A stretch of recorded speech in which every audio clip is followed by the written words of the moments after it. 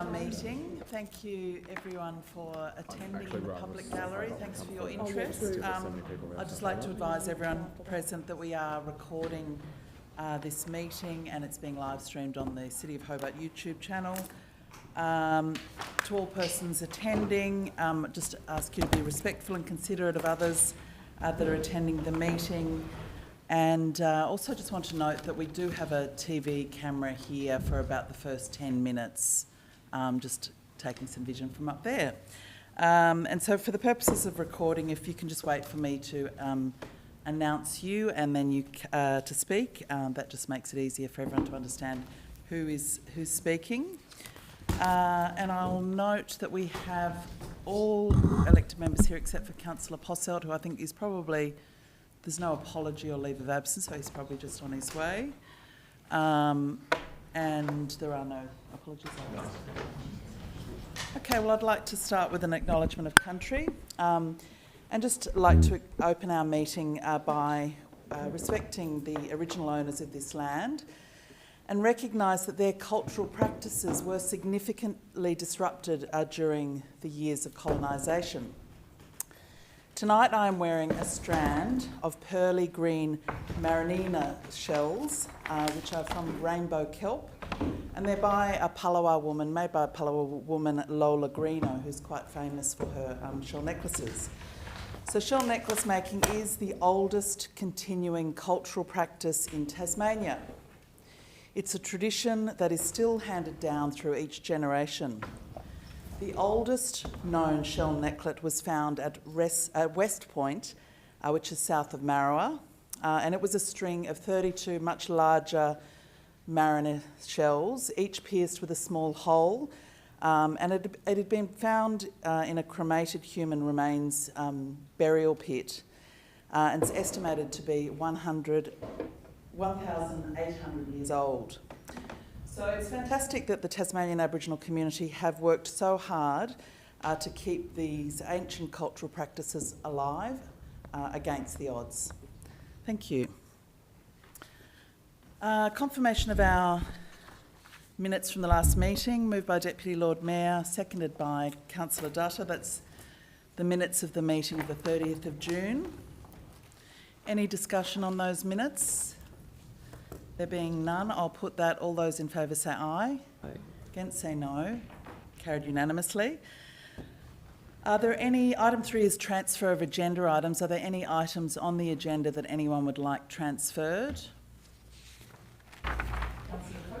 Aye. Look, I appreciate we've got a reasonably full gallery, and I believe most people are here for 2 items in particular, so I would move that we move those forward in the agenda. Which of those, Councillor Coates? So dog management policy review. That's first. Yeah. And after that, because I think that's got the most significant, would probably be the agenda item 18. Item 18. So I think for 18 to come after 10 would be the order of sort of interest in the gallery, and that way it saves people from having to sit through what is otherwise a very interesting agenda. Okay, so that's a proposal to move Councillor Elliott's motion to forward to second after the... So I think the dog management is already the first one? Yeah, and I think that's got the most high level of public interest. Okay, is there a seconder for that proposal to transfer that? Councillor Elliott, any discussion on that? Do we normally discuss on transfer? I don't think we so much. No. Okay. Well, I will just, I'll put that. All those in favour say aye. Aye. Against say no. No. Show of hands. All those in favour? Favour. I'm showing Alderman Zuko, Councillor Dutta, Councillor Elliott, Councillor Coates, Alderman Bloomfield, Councillor Kelly. Your hand is up. And against? Councillor Posselt, Councillor Kitsos, Councillor Lohberger, Councillor Harvey, the Deputy and the Mayor.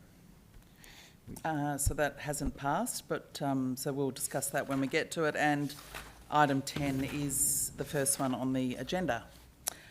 Okay, the next item is communications from the Chair, and I do have an important one, which is to advise the Chamber of the passing of the former Hobart City Council Lord Mayor Dr John Freeman, who died on the 12th of July 2025, aged 86. Dr Freeman was a dedicated public servant who gave more than 2 decades of service to the people of Hobart via this council. He was elected to the council in March 1988, serving until 1999, when he retired for 1 year, and then he was re-elected in 2000 until 2009, and again in 2012 until 2014, and he held the office of Lord Mayor from 1996 to 1999 and was Deputy Lord Mayor from 1990 to 1994. During his time on the council, he served on many committees, including the chairmanship of the Finance and Corporate Services Committee and the Taste of Tasmania Special Committee for 10 years. Beyond his civic contributions, Dr Freeman was a passionate advocate for the arts and a respected member of the medical community. His contributions to civic life and cultural enrichment were valued, and his legacy will be remembered with respect and gratitude. The City of Hobart extends our condolences to Dr Freeman's family, friends and colleagues, and as a mark of respect, I'd request that the Chamber rise and observe a minute's silence.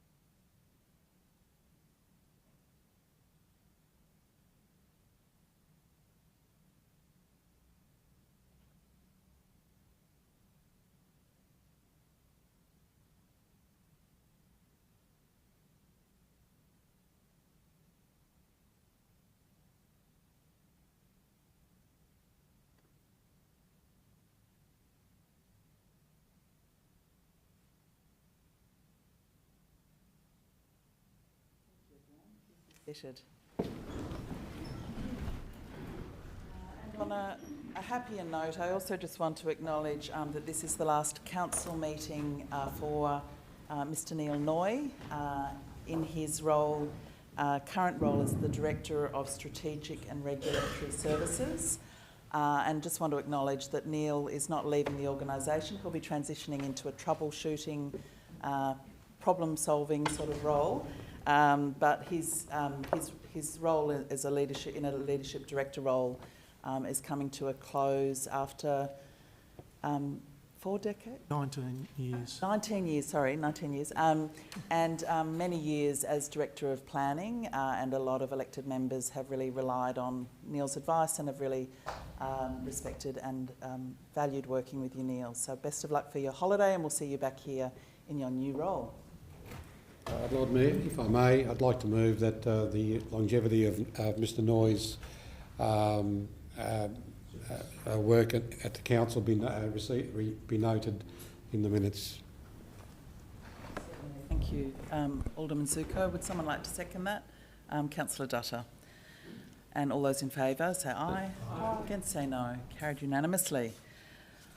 All right. Now, item 5 is the notification of council workshops, and so I'll just note that we have had 2 workshops, workshop committees since our last meeting. So on the 21st of July, we met about the City for All implementation framework, a stormwater and waterways briefing, and a briefing about a Park My Ride, which is a parking availability app.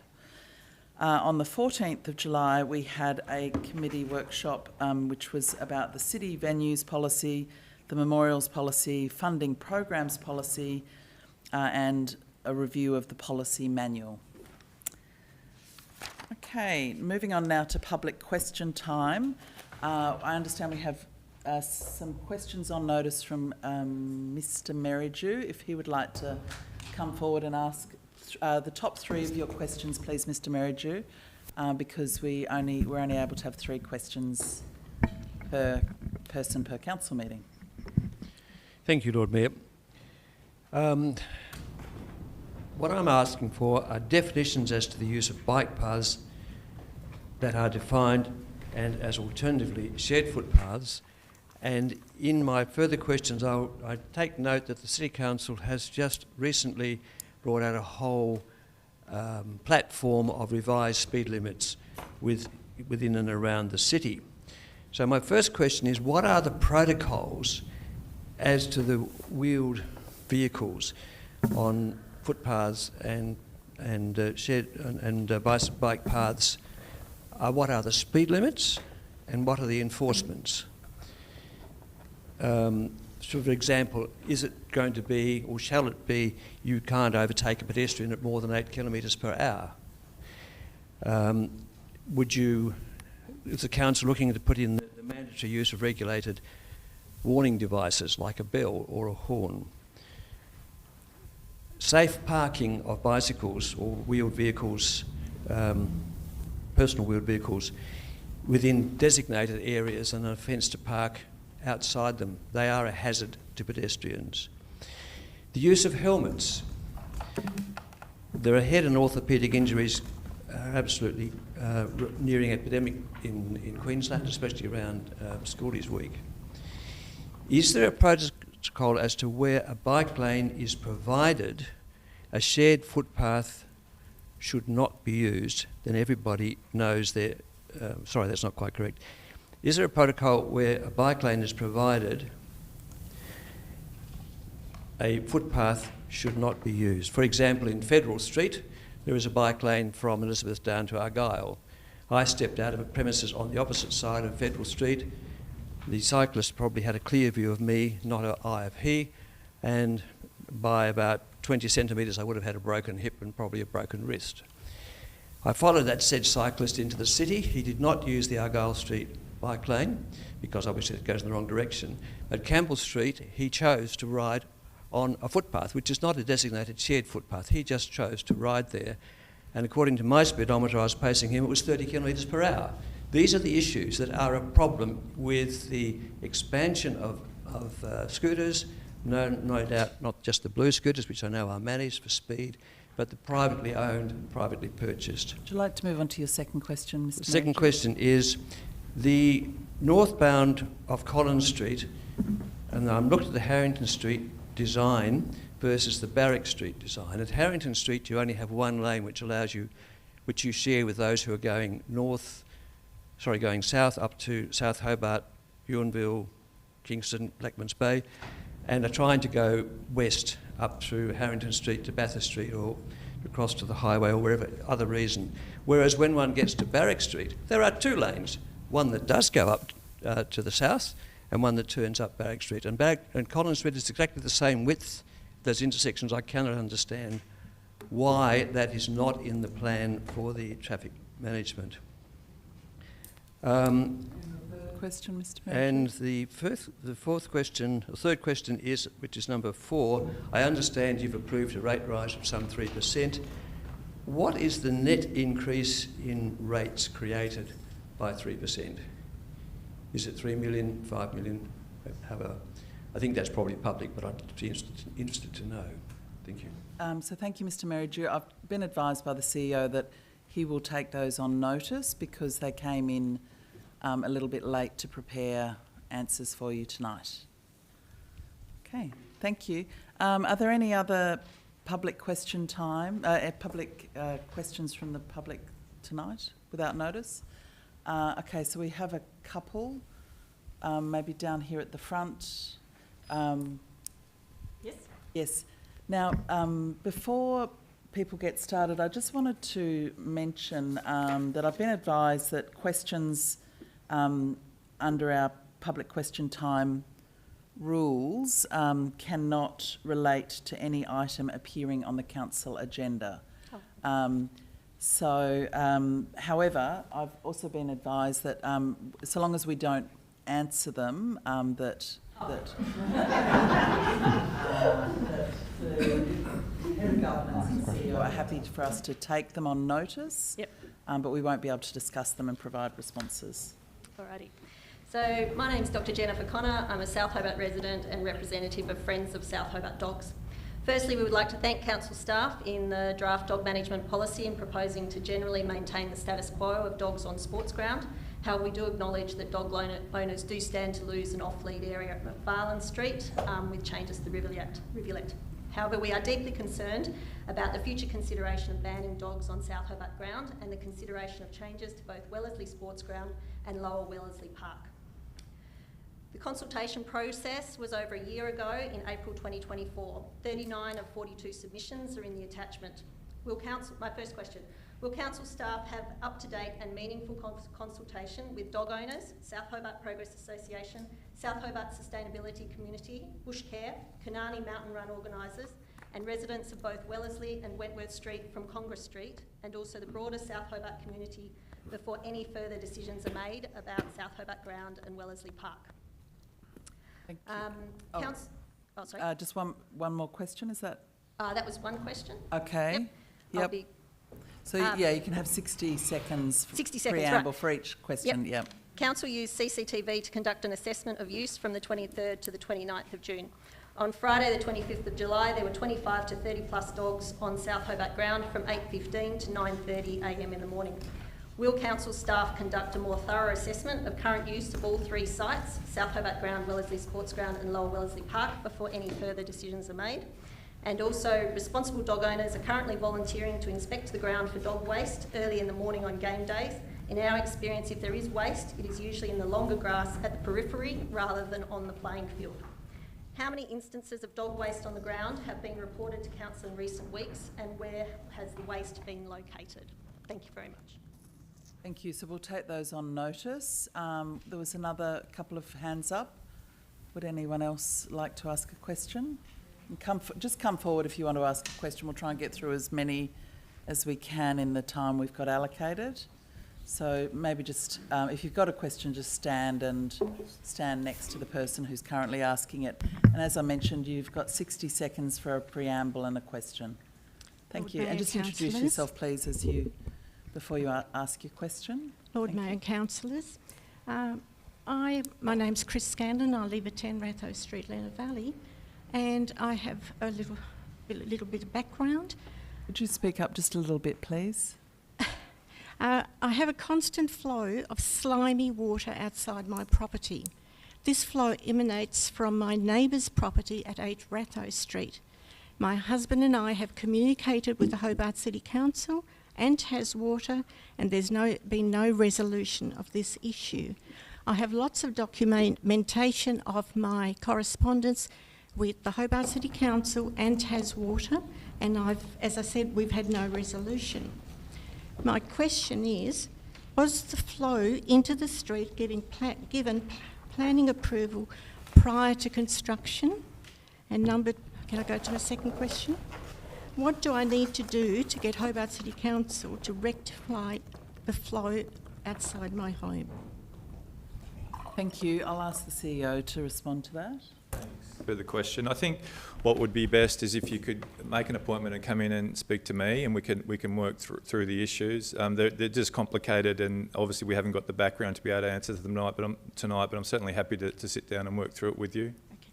Also, there's a risk factor here that needs to be looked at. So, it's not just a matter of flow and pollution. I have also made a phone call to speak to Mr. Noy about a fortnight ago. I'm still waiting for a reply. Okay, thank you. So if one of the staff wouldn't mind grabbing or providing the CEO's office email or getting your email, and we can arrange that meeting with the CEO. Thank you for that. Any other public questions? Questions from the public? Just as I said, come forward if you want to ask a question and stand near the microphone and introduce yourself as you start, please. Hello. I don't think it's on, but I've got a fairly... It's picking it up for the recording rather than being useful Sure. for the rest of the room. So just speak as loudly as you are able to. Thank you, Lord Mayor. My name is Emma Margetts, and I'm an ex-South Hobart resident, and my partner still owns property in South Hobart overlooking the the oval there. I've just got a couple of questions in regards to the challenges to the shared usage of the park. So I'm curious if there's going to be an investigation or a report into the site's fit for purpose to support the South Hobart Football Club's growing needs over the next couple of decades. And the points I'd like to draw attention to in regards to this is how does the potential commercialisation of the site fit into the local amenity and historic nature of the suburb? Another point I believe it should consider is there going to be investigation into the additional noise and light pollution that would be caused by any further development of the site by the football club? And this should also probably address the additional parking demand that would be caused over the next few decades. And the last one is just a question about the city's commitment to future high-density inner urban planning to combat climate change. I understand that inner urban high-density planning, accessible and inclusive green spaces are really important in those strategies, and I'd be interested to know how this would be impacted if there were restrictions to local users and dog owners if that was to occur. I think there would be quite alienating for local residents and ratepayers to have to walk past that oval for 6 months of the year and see it empty. I also think that further making it more difficult for people to own dogs in inner urban areas, because it's difficult for them to have access to off-lead areas, is also an issue. Thank you. We'll take those questions on Thank notice. You very much. Anyone else? If there's no further questions, last call, no further questions from the public, we will move on to our next agenda item. Thank you for those questions. Item 7 is petitions. Are there any petitions? No, Lord Mayor. Item 8 is consideration of supplementary items, and there are none. Item 9 in our agenda is the indications of pecuniary and conflicts of interest. Are there any items that anyone would like to declare an interest in? There being none, we will move on now to the item 10, which is the dog management review. So there is a recommendation there. Would someone like to move that? Deputy? Moved by the Deputy, seconded by Councillor Kitsos. Any discussion on the recommendations? No discussion? Oh, Councillor Alderman Bloomfield. I'm just curious because looking at the alternatives, one of them being, say the dog walkers are removed from the field, it's given to the soccer club, because going forwards it appears that the demand on the area won't stop, that we'd be looking at a $1.3 million upgrade required, not just in buildings but in the maintenance of the grounds would be increased. There'd be not just the need for upgrades, but there'd be additional impact with car parking, as a significant number of people who utilise the area for the soccer play do not come from the local area. So if we look at it from that point of view, I am a bit concerned that if we make it a single focus, we're actually creating more issues in a different nature going forwards. I would also like to point out that I feel the most mature choice, generally speaking, as a human being in general, would be that one shares before one makes it exclusive. So I would just like to point out perhaps that we need to incorporate very seriously what that financial impact will be on our council and also the local residents if it was to be exclusive use. So it's just my thoughts. Any further discussion on this item? Councillor Elliott? Yes, thank you. So this is one of the harder decisions that I have faced, because you know there's going to be unhappy people on either side, regardless of how it rolls. But looking through the agenda, the report on this item, it obviously talks about the shortfall of facilities, the ongoing conflict that's been around for years to the point where it's in the newspaper. It actually is a big story. And from my perspective, what I've been hearing, the conflict actually is getting worse and more embedded, which is really sad. The report also talks about the benefits from both sides of the fence, which I can completely understand on both sides. Having 2 dogs myself, I obviously love dogs, and having a kid that plays soccer, I can understand that too. The report also talks about other locations, alternatives, and the dog. One of the attachments we have talks about goes through all the different areas in the city and provides the reasons for declaring them restricted areas or prohibited areas with dogs. And I was looking through that just to see what sort of rhyme and reason is being applied for how we're making decisions. And I noted that areas like the Mall and Wellington Court, Farmgate Market, Long Beach, Salamanca Market, these are areas where dogs are restricted at all times, and one of the reasons there relates to hygiene and safety. And I was thinking, okay, well, if one of the arguments is hygiene, we don't have people playing a somewhat contact sport or at risk of falling over as part of the game in these areas, and these are hard surface areas. These aren't grassed areas, which are more difficult to clean up dog faeces, let's put it that way. It's also looking at the list of sports facilities, and it has obviously the athletic centre, the aquatic centre and surrounds, North Hobart Oval, Queenborough Oval, TCA, Newtown Oval and the tennis centre all listed as being restricted from dogs at all times. And the report also talks about how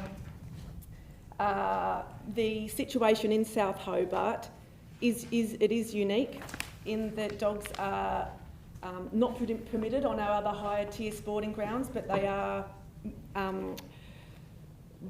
in South Hobart, and that it's not a desirable practice from a ground management perspective. The report also talks about how the South Hobart Football Club competes at the National Premier level, as well as the Women's Super League competition, and makes reference to other councils in interstate, for example, Merribeck and Whittlesea Council, which have they allow dogs on some of their grounds, except for grounds played by the National Premier League, and that's the same with Whittlesea in Victoria. The report also refers to steps we could take, things like mediation and a public booking system, $50,000 for CCTV, which I would not be supportive of. And I just don't see any of those next steps as solving this conflict. This is an ongoing conflict that's been in place for years. It's only getting more and more ingrained. And CCTV and mediation isn't going to do anything about it. If mediation was going to work, it would have worked a long time ago. So it's on that basis that I know it's going to be an unpopular decision and it probably won't get support around the table. I truly hope it does. But I know in my heart of hearts that I think the right thing is for dogs to come off South Hobart Oval. And I have forwarded through an amendment to all elected members, and the staff also have that. And when I've met with the dog community people, I have made clear that I wouldn't want to support cutting off access to the sporting facility at South Hobart there without having other locations to be provided, because the principle is that we can find a new home for dogs. Dogs can be moved, but the soccer can't. The soccer's been there for 115 years. There's a grandstand there for the purposes of watching soccer. And in my perspective, I'm sorry to see all the unhappy, angry faces, but I have to do what I think is right. And what I'm proposing is that we take the dogs off in about a year's time, from 1 September, and that the council look at the fencing Wellesley Park at number 6. At number 7, look at other alternatives along the Rivulet. Number 8, talk to the Education Department about the South Hobart Sporting Ground. I know that dogs are on the Lansdowne Oval, for example. So that's what I think is a difficult decision but is the right decision because of the precedent set, because of the facts that dogs can be moved, and we might, yes, the location alternatives might not be 10 out of 10s, they might not be flat, they might not be fully fenced, well, hopefully they will be under this, but there needs to be a compromise, and I do truly think that that facility at its heart is a sporting facility that has been, not overrun's the wrong word, but this conflict isn't going away. Mediation, all that won't solve it, but I think this is a fair compromise. Is there a seconder for Councillor Elliott's amendment? Alderman Zuko. So we will now just focus on this amendment till we've talked about that and voted on that part of it. Are there any contributions on this amendment? Councillor Kelly. Thank you, Lord Mayor. As Councillor Elliott has said, this problem's not going to go away. If it was a situation that had been like for quite a while and it was ebbing and flowing and there was arguments on both sides of the fence, maybe we could sit and look a little bit longer at a solution here. But look, we're elected here to make decisions, and unfortunately some of those are very hard decisions and unpopular. I know that whichever way I vote here, potentially that's going to lose votes for me in a forthcoming election if I was that worried about that sort of situation, which I'm not. But we have here a situation, as Councillor Elliott is proposing, we have a solution. It's never going to be 100% full bottle, everyone happy, but it's a totally viable, workable solution. I was looking at both these sites today, Wellesley Park and down at Linear Park there. Particularly down the bottom on the river there, the rivulet at least, there is adequate parking, there's plenty of parking, it's level, it gives 3 access points for the public to come in, it's a good area. I hear complaints about, it's too cold. Well, you live in South Hobart, you live in the shadow of the mountain, you buy into these areas knowing that. And at the end of the day, it's really only for the winter months that would be cold, but I would have thought too that a healthy exercise of running around and exercising dogs wouldn't have been too big a ask for people to have a decision being made solely on the climate situation of where that is.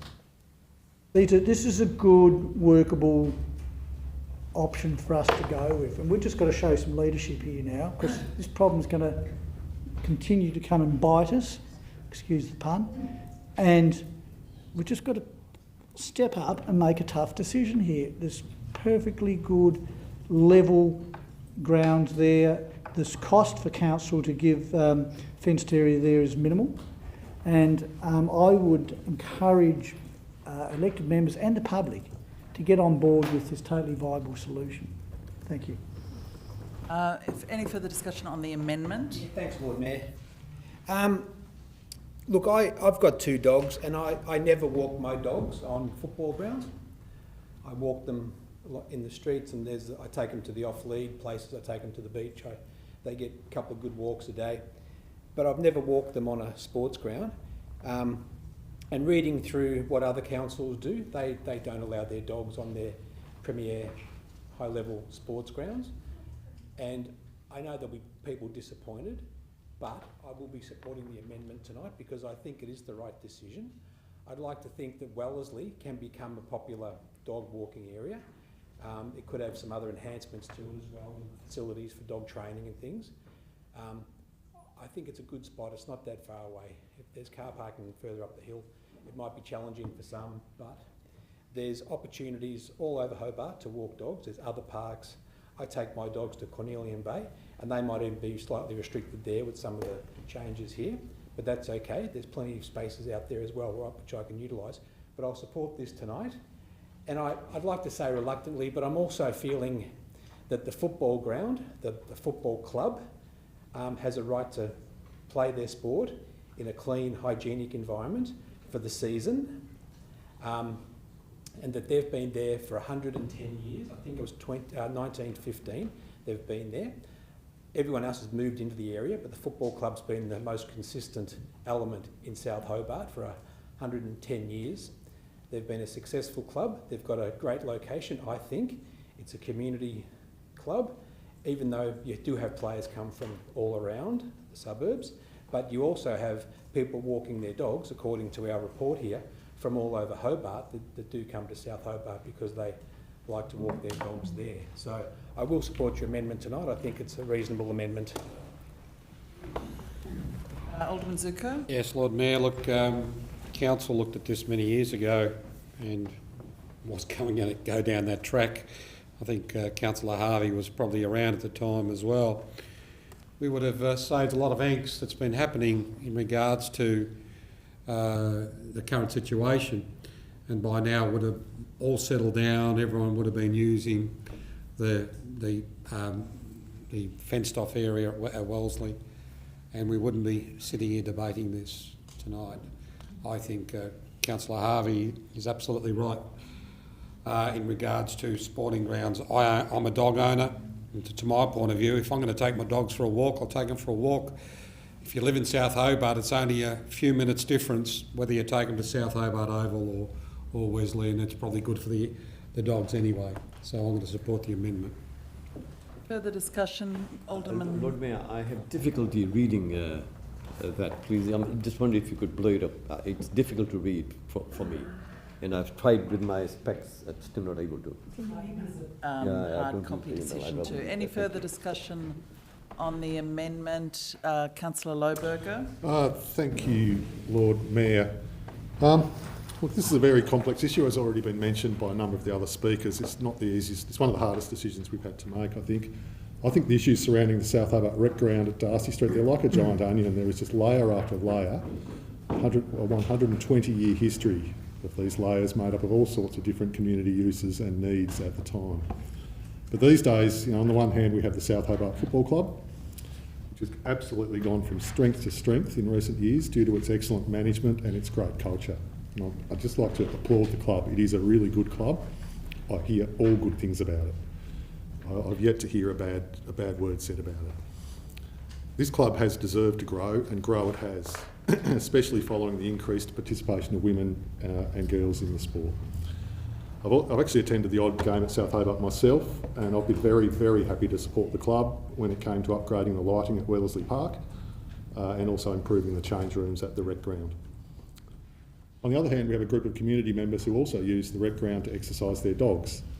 It's a lovely little community and it brings obvious benefits to all of its members, both dogs and humans.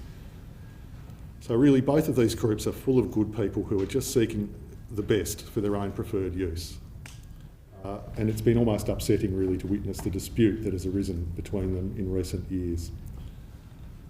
Look, at the end of the day, I've had to come to some sort of a decision. I do believe that unfortunately the South Hobart Football Club has become too successful and has outgrown the small suburb in which it is based. The club also has use of Wellesley Park already, which gives it use of both major council sporting facilities in the suburb, and it's evident that the club could actually use a third playing field if such a field existed, for use as a premier playing field for top flight soccer. I'm also aware that in recent months the dog walkers have formed a number of informal patrol groups and are now actively patrolling and cleaning up the rec ground before games on Saturdays and Sundays. I've actually participated in a number of these clean-ups myself on Sunday mornings because I wanted to go up and have a look. And I do think it's a fair response from the dog walkers who do need to leave the ground in a fit state for the other users too, especially on match days. So I think this current situation is possibly the best solution we've seen for the rec ground, to attempt to maintain mixed use while also improving the cleanliness of the playing field to ensure that all the users can enjoy the mixed use advantages of the rec ground as it currently stands. I guess finally, I can only apologise to the soccer club, which, as I've already mentioned, has an excellent culture and is made up of good people. I do truly hope there can be some sort of peace or reconciliation between the club and the dog walking community. But for now, I will be supporting the staff recommendations. I will not be supporting this particular amendment. And finally, I just had a question for Councillor Elliott, just about the final dot point in the amendment. It refers to a school. Oh, sorry, South Hobart. It is South Hobart, okay. So I guess I just wanted to speak finally on that particular point and say I don't think that's a great compromise to move dogs from an area where there is mixed use by people of all ages to an oval for primary school kids. I think if there are issues being suffered at the South Hobart Rec Ground, that these would only be worse at a primary school level. Thank you, Chair. Further discussion on the just on the amendment, Councillor Coates. Look, thank you. Yeah, just in the amendment. I think it is a necessary step. You know, I think there's two sort of truths that have come about in this sort of process. One is that even with all the best will and mitigation, and we've just heard obviously about patrols, but you know, unfortunately, it just takes one person misfeces, one irresponsible dog owner to sort of ruin a situation, and there really is just no way of sort of getting around that. And the second one is, you know, I guess you sort of make these decisions forward-looking. You know, this isn't going to change anything that's happened in the past. This is going forward, and it is true that the South Hobart Football Club, and reflective of the sport of soccer more generally, is growing. You know, there's higher and more usage, which is a good thing. But what that means is, you know, the likelihood of an adverse situation arising is higher. And so, look, it's been a shared use field for a very long time. As is outlined in the report, that's not common. And it's not common for a reason. And I think that the proposal, noting, of course, the relatively long implementation time frame, I think it is a good... I think it is the correct decision, and I think it's one that this council needs to make. Thank you. Further discussion, Councillor, Deputy Lord Mayor. Yeah, thank you very much, Lord Mayor. I'd like to commend Councillor Elliott on putting forward this particular amendment, and I think aspects of it most certainly does have some merit. I too, like pretty much everyone around the table, am torn about this particular decision. It's a really difficult decision to make. The South Hobart Football Club, I have family and friends who have played for the club, and a well-respected club, as well as the ongoing and continuous efforts that they make to have soccer such a wonderful sport to play from all ages. And I really do feel for them in this particular area. I used to be a soccer player. I represented Tasmania in my youth as an under 16-year-old. So I understand the value of soccer, and most importantly, I understand the value of having a really great field to play on. So I completely understand from their point of view why a good field is actually needed. And that's not just for the games that you play, but it's also for training days, especially in the rain, it's winter. And having a field where your players, your coaches feel comfortable in is really, really important. That said, I do also understand from the dog walkers' perspective, and I, like I said, I do commend Councillor Elliott for this particular amendment and for the comments that have been made by my fellow colleagues as well. What I would like to note, though, in the report, just regarding Wellesley Park, and it's here in the report at dot point 3.8.54 and 55, is this. The construction of the Wellesley Park dedicated fully fenced off lead dog exercise facility subject to budget capacity. Further, consider the full fencing of Wellesley Park Sports Ground, again subject to budget capacity. And the final point, should the council wish to entertain a prohibition of dogs on the South Hobart Oval, then it is suggested that it not be implemented until such time as the Wellesley Park dog exercise facility is constructed and operational, thereby providing an alternative venue to exercising dogs. It's already contained in the report. It's obviously something we'll have to consider as part of the budget capacity, so I almost feel irresponsible at this stage, giving a time frame as well as allowing for it when it's already been allowed for here in the report at a budget financial level, and also at a operational level, understanding the constraints around construction. So while I commend the amendment, I find it a little bit difficult to support certain aspects of it, and also point 8 that has already been outlined by Councillor Lohberger, having school kids there on a facility with dogs as well. I'm concerned about. So thank you, Lord Mayor. Further discussion on the amendment, Councillor Kitsos. Thank you, Lord Mayor. Look, this is a really tough decision. It's certainly not one that I take lightly, and I can absolutely see both sides of the argument. And it is, in fact, quite a wicked problem where one community group is going to be dissatisfied.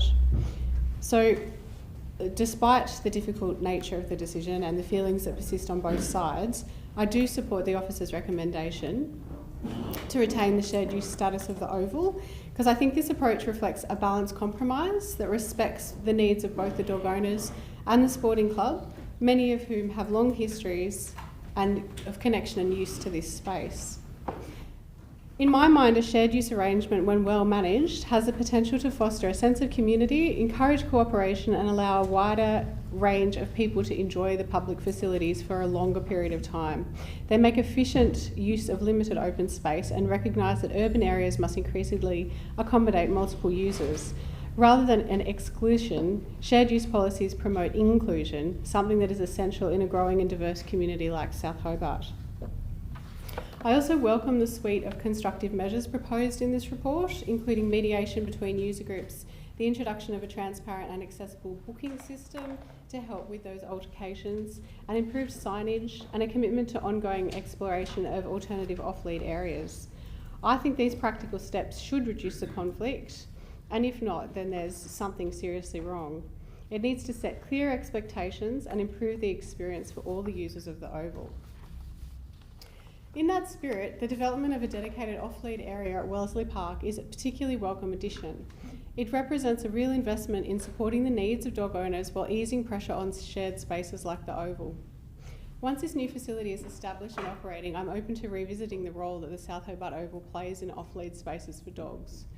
And I really implore the South Hobart community to get behind this proposal. Get on board, make it great, make it how you want to see it, because this is something really special that's on offer here. I think that there are a lot of suburbs that would benefit from this kind of investment. This is $160K to be put into a specific off-lead facility that meets the needs of the community. It will go out for consultation and it can be made a really special space in South Hobart that cannot have the same conflicts and issues that we have around South Hobart Oval. So I implore the South Hobart community to have a look again at that. But for now, I do believe that we can make immediate and meaningful improvements to the status quo and enhance shared use in a way that is safer, cleaner, clearer and more respectful for everybody. Thank you, Chair. Any further discussion on the amendment? Councillor Posselt. Thank you, Lord Mayor. Look, I'll be brief. I think that a lot of what we're hearing today and what we've heard over the last few years really stems from the city's failure to invest in off-lead dog exercise areas in the municipality. So on page 20 of the report at point 3.8.58, the officers tell us that an investigation into the feasibility of establishing fenced off-lead dog areas was undertaken in 2017. Sounds good. The assessment identified that there is limited available land within the municipal area suitable to support such infrastructure. So, being someone that's out and about a lot in our community, spending most of my time, I had some thoughts on some areas that were absolutely suitable that don't seem to be considered, because the officers go on to say that only John Turnbull Park and Wellesley Park below Wellesley Oval were identified as the suitable locations for off-lead dog exercising areas in all of Hobart. I found that really surprising, so I had to think, and I thought that, well, what about Mount Stewart Park? What about the Friends Park? What about Rangeview Crescent Reserve in Lena Valley? What about John Doggett Park? What about Fitzroy Gardens? These are all spaces that are large, open areas that absolutely, if we so wanted to, we could construct a fence to support the dog community to exercise their beloved pets. And we know that pet ownership is really important. I grew up with a dog. Many of us have dogs, cats and other animals in our lives. It's really, really important part of community. But whenever we go to these off-lead dog areas, if you go down to Soundy Park during dog time, and it's bedlam. Go to John Doggett Park, there is always, sorry, not John Doggett, John Turnbull, there is always dog owners down there exercising their dogs. And it's no different at Darcy Street. It is contested territory and the city has failed to provide over the last decades enough infrastructure to support the dog owners, and that has led to pressure on specific facilities because there are only three fenced off-lead dog areas in the whole municipality. So it's of my strong belief that officers could and should take on the feedback and suggestions to look at other areas and redo that study that was done in 2017 with a more open mind. That may alleviate some pressure, and we can have a look at Darcy Street Oval once we've had a better look at the facilities more broadly. But to remove 33% of off-lead dog exercising dog exercise area in our municipality, 33% in one go, it's not fair. It's not fair to take 1 out of 3 of our off-lead exercise areas out. And I know that's really difficult for soccer, and I feel for the soccer players and the soccer team as well. But I think that this is probably not the end of this. I hope to be a long-serving member of the City Council, and maybe in several years, once we've increased the volume of off-lead dog exercise areas in the municipality, we may be able to review Darcy Street and make it exclusive for soccer then. But until there's more facilities, I just can't take away 1 of 3 off-lead fenced areas in the whole municipality. Thank you, Lord Mayor. Further discussion on the amendment, Councillor Dutta. Thank you, Lord Mayor. I just want to begin by making some observations. Firstly, we are here to make decisions, and that's why we are elected. We acknowledge that. I also want to acknowledge that we must show leadership, as statements were made. We are here to show leadership. I mean, that's why we are here. To think of anything else is a contradiction. And the third point that was made, that some people are saying this is the correct decision if you go along with this particular amendment.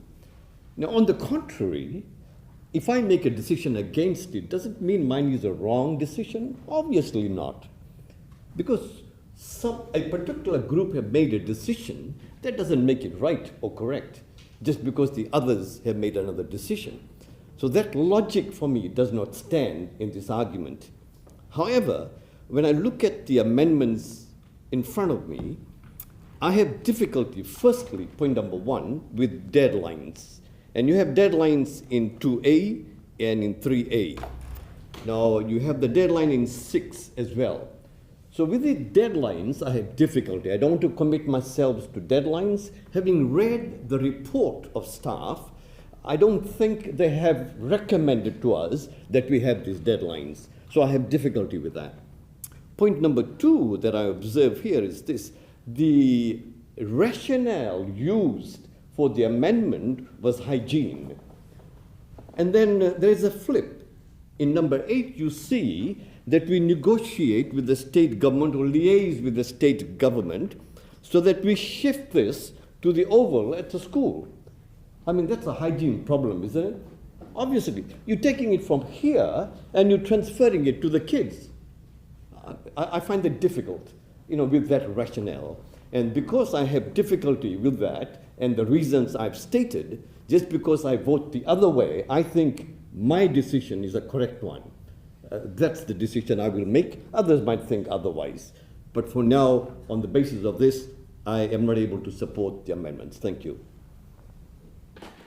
Okay, so if there's no further discussion on the amendment, I'm going to put the amendment now. All those in favour say aye. Aye. Against say no. No. Show of hands, all those in favour. Alderman Zuko, Councillor Elliott, Councillor Coates, Councillor Kelly, Councillor Harvey. 1, 2, 3, 4, 5. Against?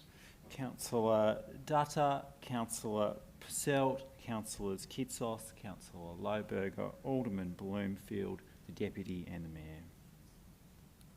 Lost. 6 all. Yeah, so that's... 7, 5. Lost. Okay. So we'll move on with the rest of the... So we've got the recommendation in front of us. Is there any further discussion? Councillor Posselt. Thank you, Lord Mayor. I too have an amendment that I've prepared for this evening on the dog management policy. I believe officers can pop it up on the screen, and because it's been written in legalese, I won't actually read it out, but rather tell you the bones of what I'm asking for Council to consider this evening. As we know, the dog management policy is much broader than just South Hobart, and we've all been stuck very much in South Hobart on this topic. But I did have a look at a few other matters of dog management interest as part of the policy review, and looking at two principles specifically. Looking at two principles specifically. One is protection of wildlife and our natural assets, and the other is protection of school children. So there are two current areas where you can exercise your dog off lead that are contrary to the statement about how we manage our bushland reserves. Our bushland reserves are managed per the Dog Policy Act as areas where dogs can only be on lead on approved tracks and trails. That's how we manage our bushland as a general principle. But then for some reason, the council at some time has extracted some areas of bushland and said, actually here, it's okay to have your dog off lead. I need someone to second it. Yes. Yeah. I need someone to second your amendment. Thank you, Councillor Harvey. I can read it if you would like.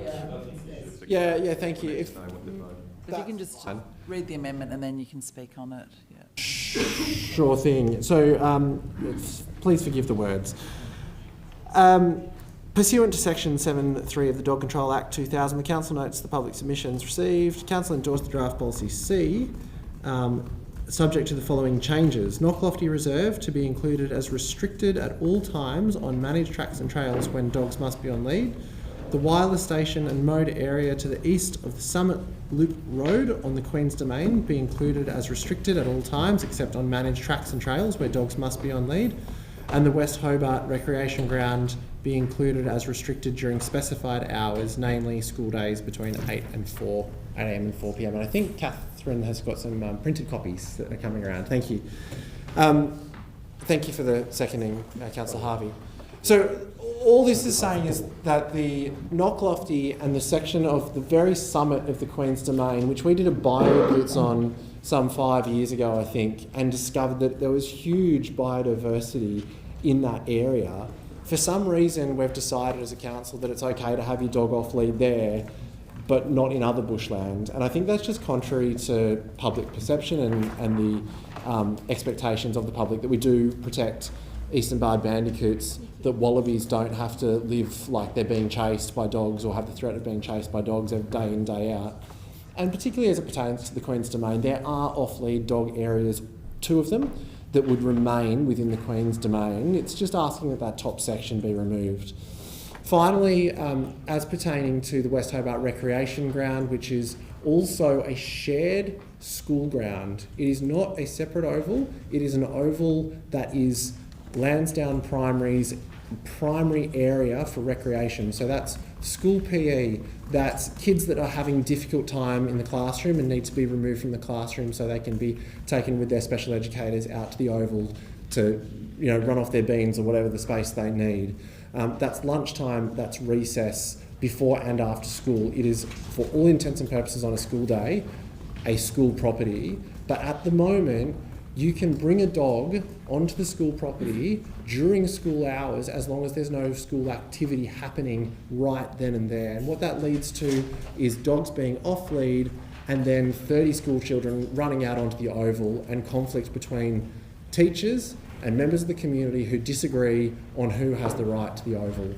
So I think it's really pragmatic to say during school days, in school hours, just no dogs. Anytime else, that's fine. The school tell me that there have been 2 school children that have been bitten by dogs in school hours in school uniform. And when I send my kids to school, I don't expect them to come home or be taken to hospital with a dog bite. So I think it's a small ask, and equally the biodiversity asks are both really small. So please, in good faith, consider this amendment this evening in front of you, Council. Okay. Any further discussion on the amendment, Councillor Coates? Thank you, Lord Mayor.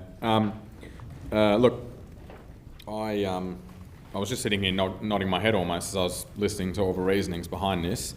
I sort of agree with everyone. Makes sense to me that you don't want a lot of dogs around at school, pick up and drop off, where especially if you've got kindergarten age children.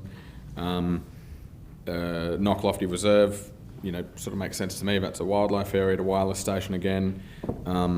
That sort of makes sense. But I mean, I've seen this amendment at 5 to 5. We've just heard on the previous amendment concerns about restricting access for people that do have dogs and want to be able to use them. As I read these, all of these are just further restrictions in a scenario where dog owners and people looking for recreational space for their dogs are crying out. So I just have no idea what the impacts would be if tonight we were to vote for A, if tonight we were to vote for B, if tonight we were to vote for C. And I think that if they were of value to include in the draft policy at attachment C, the officers would have made that recommendation to us. I'm happy for these to be explored further and come back. Sometimes people can get really good ideas at a later moment when looking at some of these issues, and I don't know where or when concerns about the wireless station or Knocklofty Reserve or West Hobart Recreation Ground were sort of raised or discussed or come about, and I'm glad that my fellow councillor has seen fit to write this amendment and bring it forward, but I can't in good conscience support this now without wanting to understand, and for members of the community to sort of have a right, and for staff as well to be able to provide as to, well, why wasn't Knocklofty Reserve included in their draft policy at attachment C? Why didn't they make the recommendation for the West Hobart Recreation Ground? What are the concerns around the wireless station? Obviously, listening to the contribution, it sounds like that's really heavily utilised. So if that did get restricted, what were the flow-on impacts? So look, it all makes sense to me, but at the same time I can't find myself wanting to make this decision right now, so I can't support the amendment. Councillor Coates, just to clarify that this is going out for consultation and will come back to us. Look, I appreciate that, but we have the experts in the staff who provide us with here's what we're proposing to do, and we want to take that to consultation. Now, they haven't proposed these actions.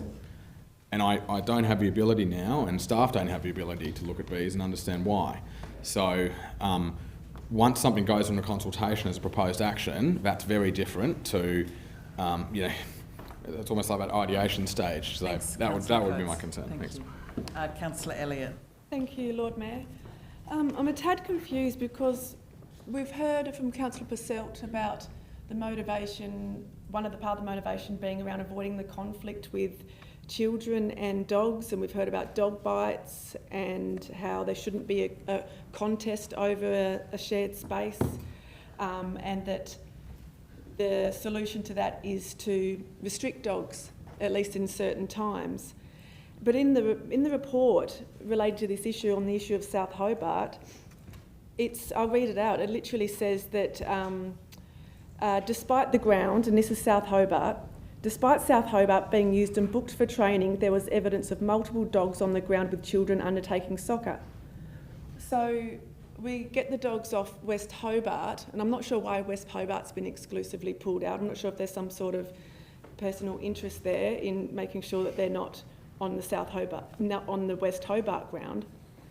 So we're getting them off the West Hobart Lansdowne Crescent School, but it's okay to keep them on the South Hobart School, even though the same thing is happening. There's dogs on the South Hobart ground while children are undertaking soccer. And like Councillor Coates, I'm not sure of the impact of the other amendments there. We have all been fully briefed on the issues with South Hobart, but I just thought, for me, the most troubling part is what I see as double standards, whereas we take the dogs off the grounds at Lansdowne Crescent Primary School, but it's okay to keep them on the sports facility when there's kids doing soccer training. It's just, to me, it's just nonsensical and a double standard. Kitsos. Thank you, Lord Mayor. Look, I think this is a pretty common sense amendment here, and I'm very supportive of it tonight.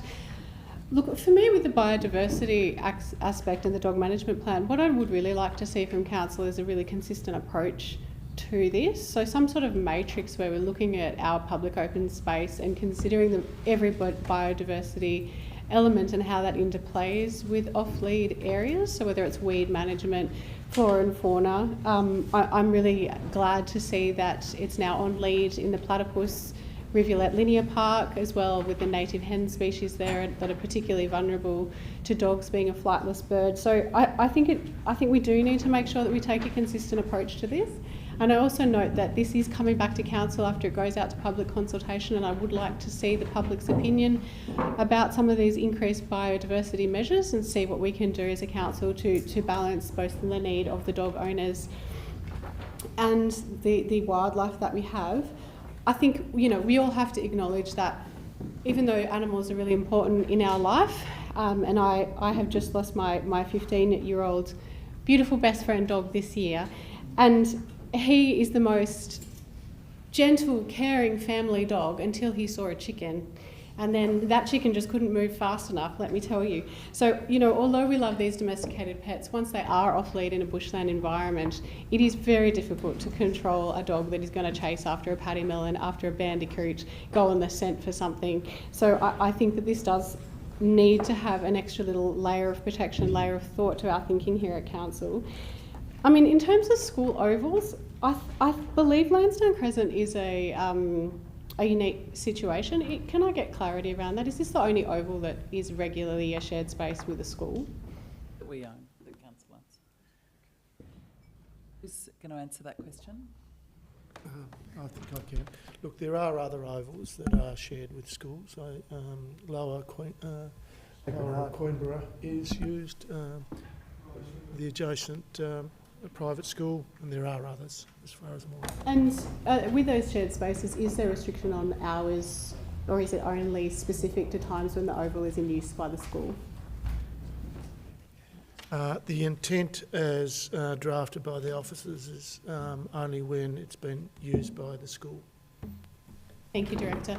I mean, it does seem somewhat contradictory to me that a school has access to an oval, but then as a community we're assuming that the school only wants access during recess and lunchtime, whereas I know at my children's school they're certainly using the oval throughout the day for PE and for all sorts of different reasons outside of recess and lunch. And clearly that is, I think, quite strange really to have dogs allowed on a space that we know a school is using. And I think when you talk about the South Hobart space and the shared nature with children, if there's soccer being played on the oval, the dogs are not meant to be there, even if it is not an official game. So, you know, I think the signage is being cleared up and the CCTV should in fact help with that. So in my mind, the school proposal is very sensible, and I think needs to be done just as a reasonable approach to make it very clear for dog owners who might not be aware that the school will come down and use it, and also to ensure the children's safety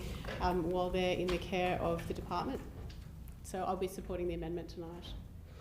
Can I just interrupt just to ask a question? Just on the school issue, so are all the other ovals sort of, like for example Hutchins and Queenborough, is that just one of their sort of overflow ovals? Do they have their own ovals, or that, like, do they just use the oval now and then? Or is that like, because I think at Lansdowne it's their playground, isn't it?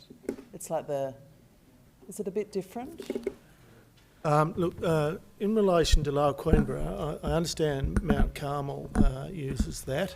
They don't have their own facility, so their main playground. It's their main sports ground that they utilise, is my understanding. Yep. Alderman Bloomfield.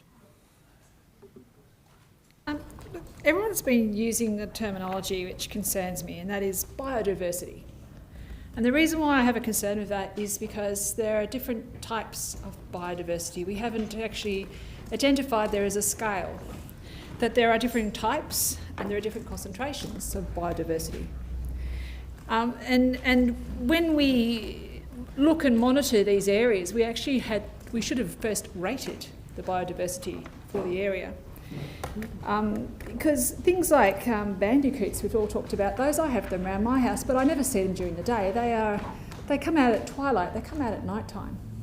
And so too do a lot of other animals as well. They're not a daytime creature unless they're possible. I don't know, I think there's an issue with there's a particular virus that they can get that will actually make them come out during the day. But ultimately, the reason I mention this is because that has to come into play. That has to be part of the consideration. We can't just do a blanket biodiversity rule, not actually having assessed what actually we're judging. And I will point out this too, snakes are part of biodiversity. And I can tell you, having lived near a river, wherever there is water, there is a more likelihood that snakes will be around. They like to be around that area. And the best way to defend yourself against snakes is actually to have a greater amount of footfall. Greater amount of footfall can simply be livestock, it can be animals in general, or yourself, or people in general. But if we decide that we're going to control or reduce an area with our type of footfall and so forth, we're actually going to possibly end up with potential of snakes being more prevalent around water areas.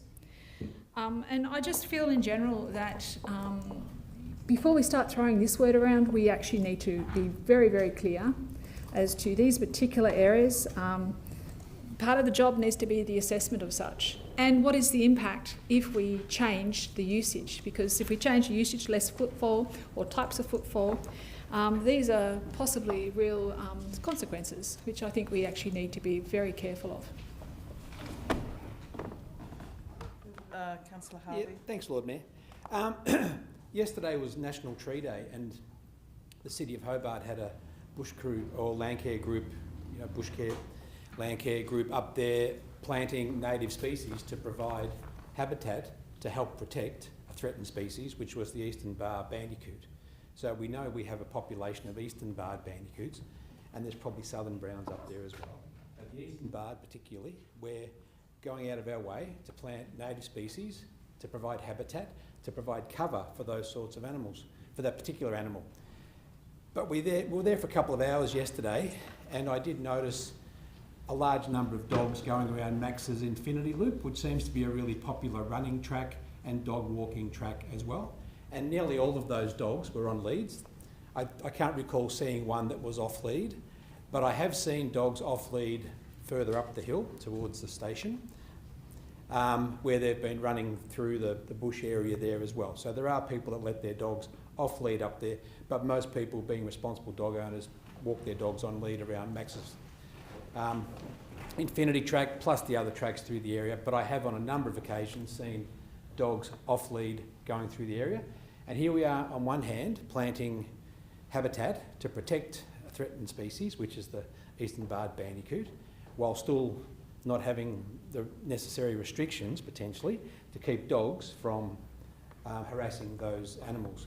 And people are on the domain all day, basically. There's people in the morning and there's people in the evening at twilight as well, when, as Councillor Bloomfield pointed out, you might have more chance of seeing a bandicoot.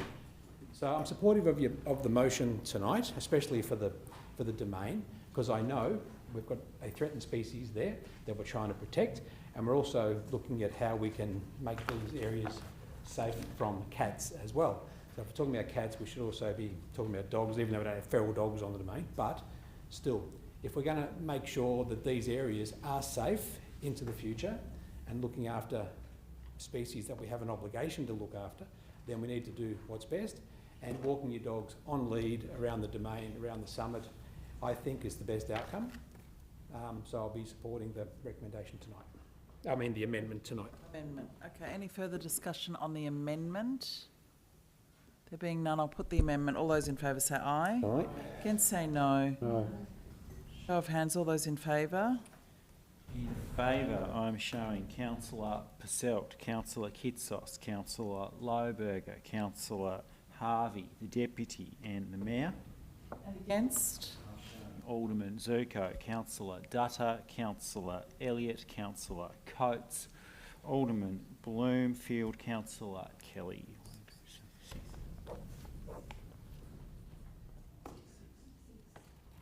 That's lost. It was a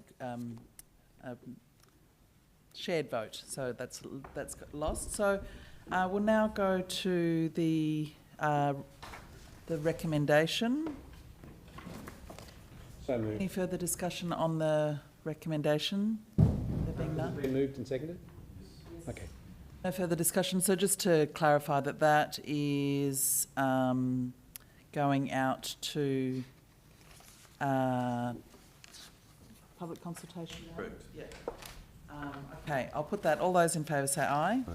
Against say no. No. Show of hands. All those in favour. In favour, Councillor Dutta, Councillor Kitsos, Councillor Loberger, Alderman Bloomfield, Councillor Harvey, the Deputy, and the Mayor.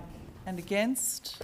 Alderman Zerko, Councillor Elliott, Councillor Selt, Councillor Kelly, and Councillor Coates. Sorry, I missed you on the corner. 1, 2, 3, 4, 5, 7. Okay, so that's passed 7 votes to 5. Okie doke. We'll move on now to item number 11, which is, for those of you who aren't interested in the next item, we're moving on to the next item now. Thanks for attending. I'll just leave it a minute.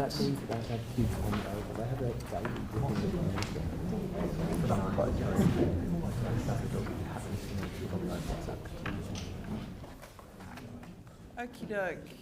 We'll move on to item 11. Someone like to move the recommendation? Moved by Deputy Lord Mayor, seconder for item 11. Councillor Harvey. Any discussion on item 11? Councillor Elliott. This is the outdoor dining, isn't it? Yeah. Yep. No, that's fine. Any discussion? I'll put the recommendation. Alderman Bloomfield. I had a few points to make on this particular element. So I've just got to get my notes took out. I was concerned firstly at 6.1.42 where we're not actually budgeting for an opportunity lost in the parking income, because my expectation is that when we put in projects there should be an expectation of return on investment. This is at best just simply we're gathering back over 5 years the costs. I'm also really concerned too that Pilgrim Coffee parklet's being reinstalled when we have on page 65 on the supplementary area where community support is required for any installation, and that's defined as majority support from business, property owners and residents both sides of the block in which the installations are located. Yet I couldn't find any evidence whatsoever of additional research or surveying material for this area. And it was an absolute bugbear for me when this originally was instigated, because when we look at the original engagement overview some months ago, the numbers that we surveyed were so extraordinarily low that for the Pilgrim Coffee area, surrounding businesses interviewed 1. So based on one person's point of view, that apparently meets this definition of community support as majority support of business areas in this area. I would count at minimum of 20 businesses in the area, but we've only interviewed 1. I am really concerned with the low calibre of this particular survey, which I complained about last time. I'm going to complain about again, because I have nothing in here other than aspirational points, but it's not backed up with fact. It's not backed up with the research, and I will expect it better when I want to see these types of things come through to be voted on, that we actually have governance being applied, because right now I don't believe we're seeing this whatsoever. Now, the other point I have is on page 76, which I'm going to have to find to read out to you. On page 76, 2.18, It is also reasonable to say that if this is a work site, it would not be acceptable for people to be working in the parking lane without appropriate work site traffic management, on the basis that if a footpath were constructed in that location, they would be working on the footpath, and as such it is not reasonable to require work site traffic management.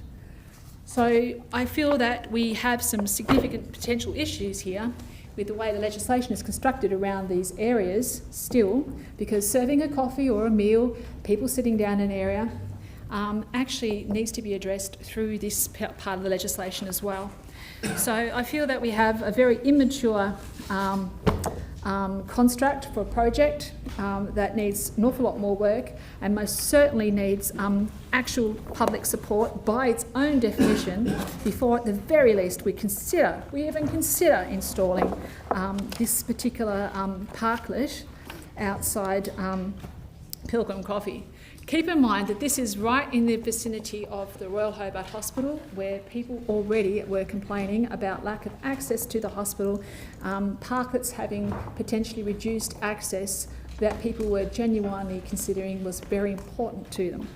So, you know, great aspirational ideas, but I feel very flawed, and I cannot support and I will not support this.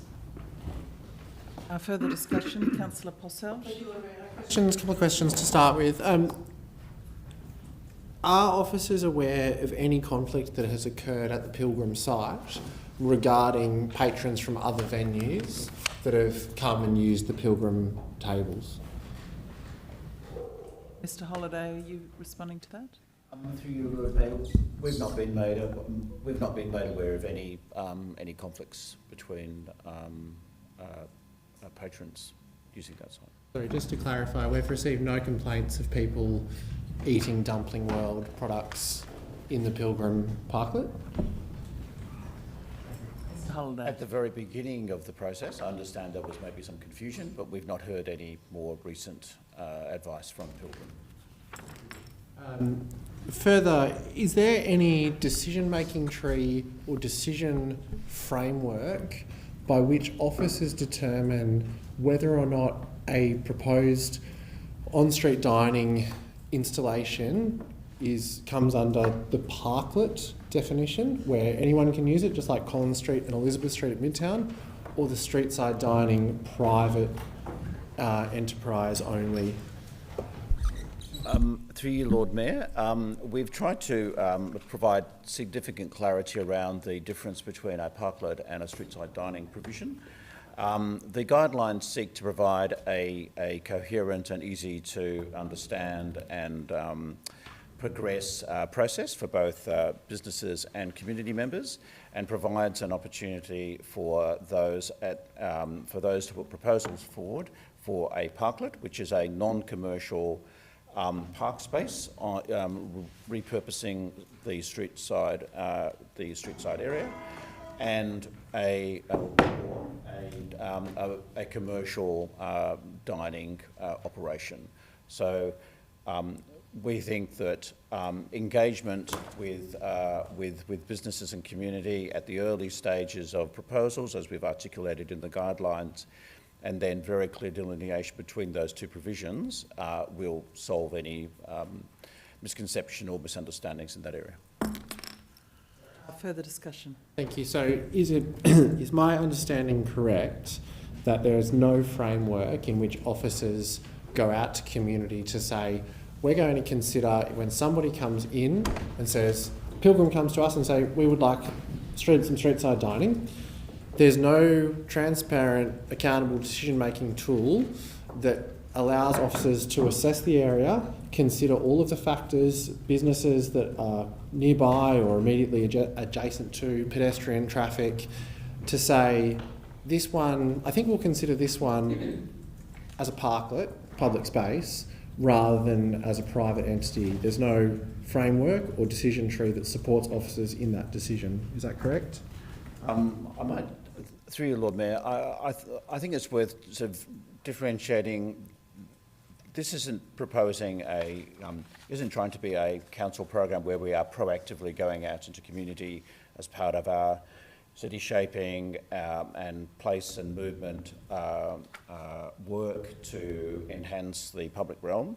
This is a suite of guidelines which seek to provide clarity to the community and to businesses wanting to prosecute their own parklet or commercial operations, mirroring other programs elsewhere in Australia.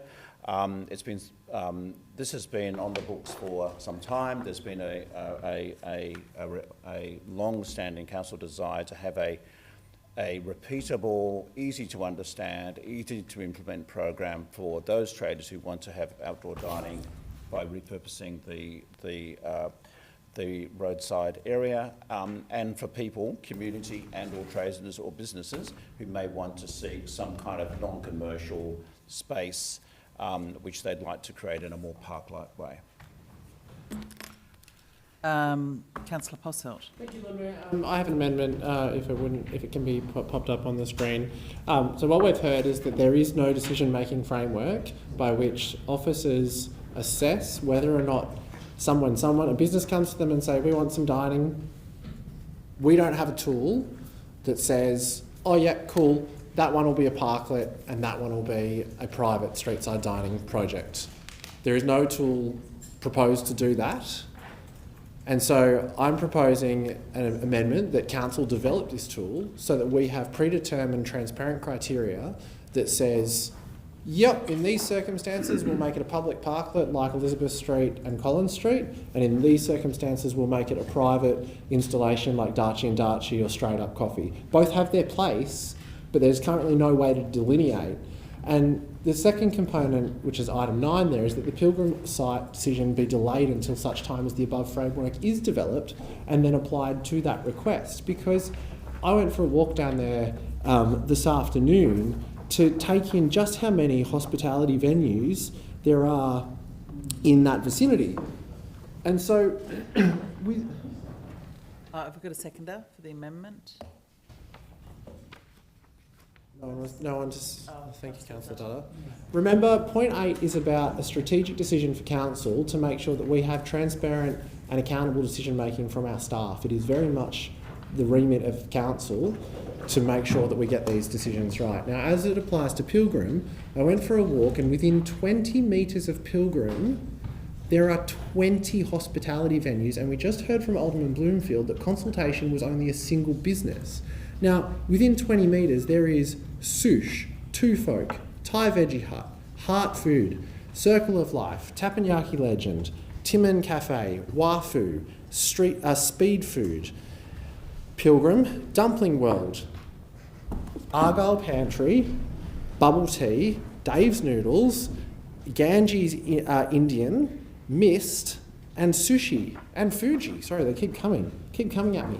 Why don't those businesses, why aren't they afforded the opportunity to have their product consumed in the sun, which is what everybody wants to do? Why are we limiting public realm and public space to a single entity in an area that has 20 hospitality providers?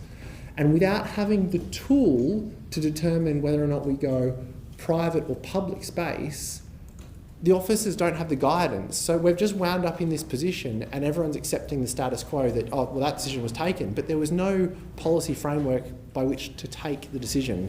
Hence why, in this instance, with so many hospitality providers, I would suggest taking on board 8 and 9 so that we have strategic intent moving forward and so that the Pilgrim decision is fair and equitable to all businesses and that we get the best use for the public realm in such a busy area of town. Alderman Zuko. Lord Mayor, I wasn't going to speak, and now we've got an amendment. I don't support the motion in its entirety that we put forward, nor do I support the amendment. I understand what is being proposed, that we have a framework. The reason why I don't support a framework because there shouldn't be anything between dining and parklet. It's whether it's a parklet, whether it's dining, it's using a space that council owns for people to sit down and buy something predominantly from the business that's as close as possible to that parklet.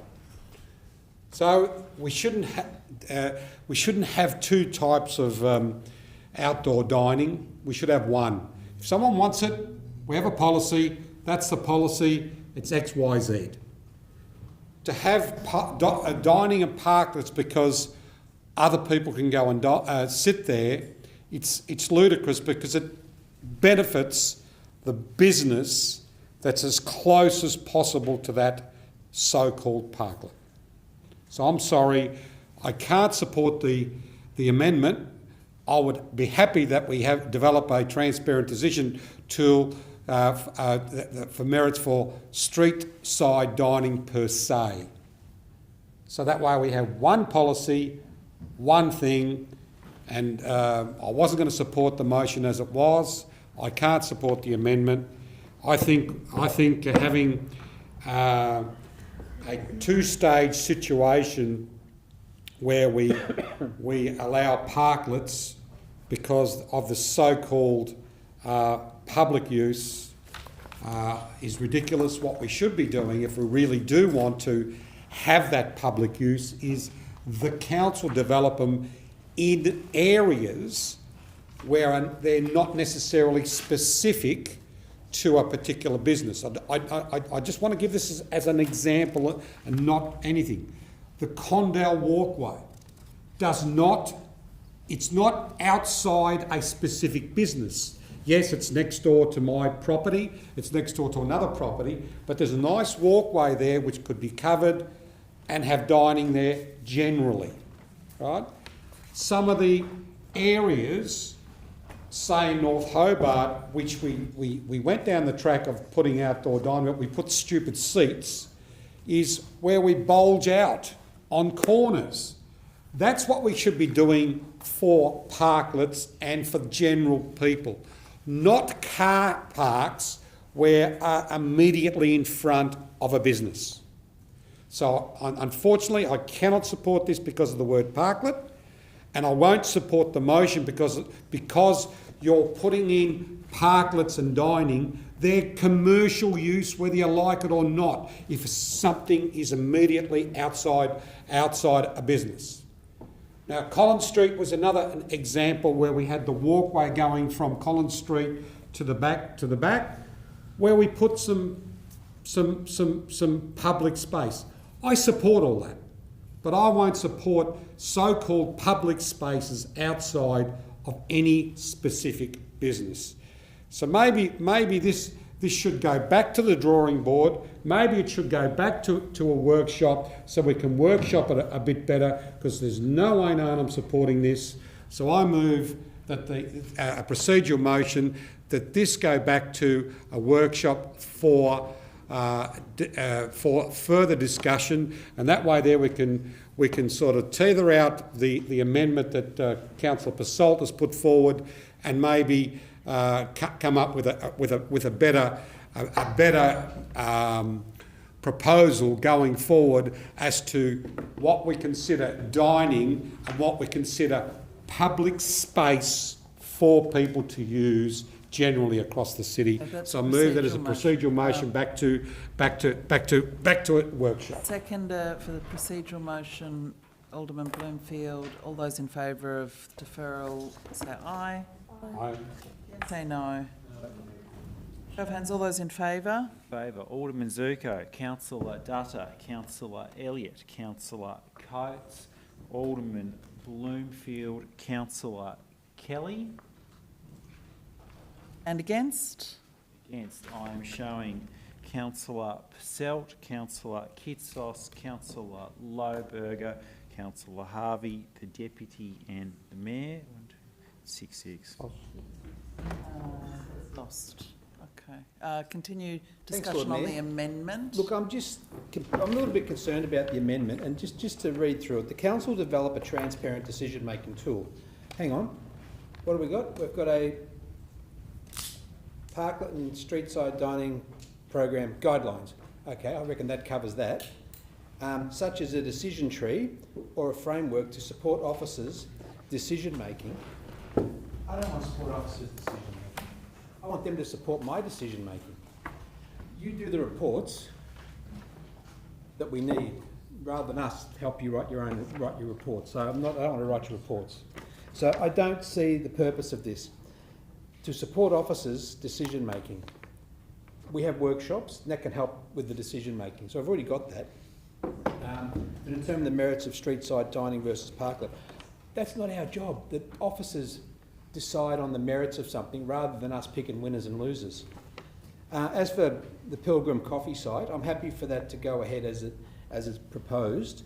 And in the future, I'd like to think that other food and beverage places, takeaway food, whatever it is, pick up on this through the city, and we end up with lots of street-side dining, similar to Salamanca, where the whole or half the streets, dining, and whether or not they're public spaces where everybody can sit, or they're specifically related to the business. Like Alderman Zuko has said, he'd rather them all be related to the business and not general public space. But if you look at the example in Collins Street, just to try and counter what your opinion on this, Alderman Zuko, the Collins Street one where there's 5 or 6 cafes who all have a shared space, it means you can sit anywhere along that front, but generally speaking, anyone can come along and sit there anyway. But it does service that strip of restaurants. So I don't have a concern about whether it's specifically for this place, and there might only be one restaurant or cafe there that has a space specifically for them, or it might be a collection where you have a longer arrangement of tables and chairs and umbrellas and planters that service a whole range of cafes and restaurants. So I'm not going to support the 2 amendments because I don't think they're necessary. I think they're providing too much or trying to override what the officers are trying to do. They're the people that do all the work, and they bring that work to us to make decisions. But before that, they usually bring it to us via a workshop. So I think the process is fine. I don't think we need to embed ourselves into the decision-making process to such a degree that we would be influencing reports before we get them. Alderman Bloomfield. I wanted to make a point. We've talked a fair bit amendment. Yeah, about the amendment. Yeah, absolutely.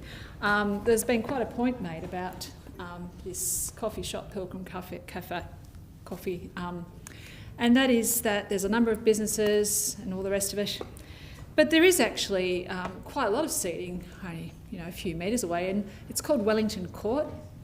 And there's a heap of seats in there that are not particularly attached to any particular business. It's available for all the public.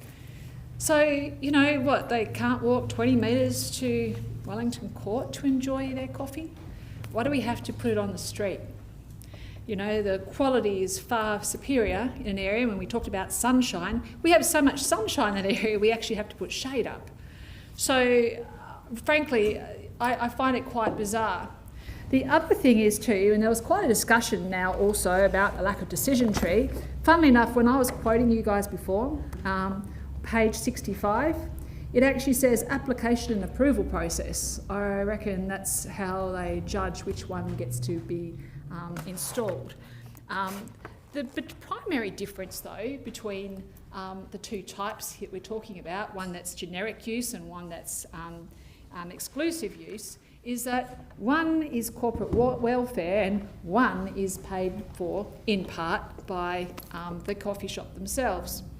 And I might point out too that there is quite a significant pecuniary interest going on here, because you value a coffee shop or a restaurant or a takeaway place on how many seats are available for your patrons. Increase the number of seats available, you actually increase the income. So here we are, giving them away things at cost so they can increase their turnover, increase their profits. So where's our cut? Where's our return? We're giving them a return. We're not taking any return for the ratepayers whatsoever. And when it's the non-exclusive use, which still increases the potential increase of revenue and profits for all those businesses associated, no return back for the ratepayer. So I am really concerned that we keep going down this line, but we're not really taking the ratepayers' finance into consideration here at all. We should stop giving away what we have for a few who take a good pecuniary interest out of it. What we need to do is actually, if we're going to do it, there's got to be a return to the ratepayer. And if we are going to give away completely for free with these so-called public spaces, it's actually got to be genuine. I don't really feel what happened on Collins Street was really the way it should have been. It shouldn't have been that way at all. It should have been more like was described with Wellington Court, described with that area in Collins Street where I think we had the cinema recently. Those areas which are genuine public spaces, which genuinely can have seating available for anybody. But outside a shop, outside a commercial premises, it actually denotes to the viewer that it's exclusive, and more importantly, it should absolutely be reflected to the costs and overheads of those who actually make money from it. Can I ask a question? Oh, actually, no, it's not related to the amendment, so I'll save it for later. Okay, any further discussion on the amendment? Two questions, Lord Mayor, through you. I just want to clarify, is it correct that there's only one person was surveyed? That's question one. And question number two is, are we giving the public space away? I just want clarification on those two. Mr. Holliday. Just through you, Lord Mayor, just to the first question. We only had, as reported to Council in August last year, we only had one response in regard to Pilgrim. I didn't quite hear your second question. And the second one, are we giving away these public spaces? No. Basically, as detailed in the report, they would be the traders would have to pay the full cost of installation, and then they would make a contribution as well to the provision of planter boxes and planting. And then there would be, of course, the occupation licence on top of that. Okay, I'll put the amendment. All those in favour say aye. Against say no. Show of hands, all those in favour. Favour, Councillor Dutta, Councillor Passelt. And against? Alderman Zuko, Councillor Elliott, Councillor Coates, Councillor Kitsos, Councillor Lohberger, Alderman Bloomfield, Councillor Kelly, Councillor Harvey, the Deputy and the Mayor. Okay, that's lost. So we'll move on to the substantive, back to the substantive matter. Any discussion or questions, Councillor Elliott? Thank you. I won't be voting for this primarily because I don't support what I see as being a sort of hodgepodge approach to dining spaces in the facility where it's basically individual request driven rather than a more strategic approach where we think, okay, well, I would love to see Criterion Street blocked off and turned into a much more of a vibrant laneway outside dining area. I remember when the mall was alive with that sort of stuff. Work on Collins Street, heading back to Trafalgar. I think we identify locations in the city that are spread out and we make that the focus. We don't do a piecemeal approach where, someone decides that they want a parklet, so we're going to assess that and we'll do it here, and then this other person here, and then here, and then here, and here, and then that business shuts down, and then we've got this and this and this and this, and it's just erratic, I guess is the word. I'm also confused about why we're now.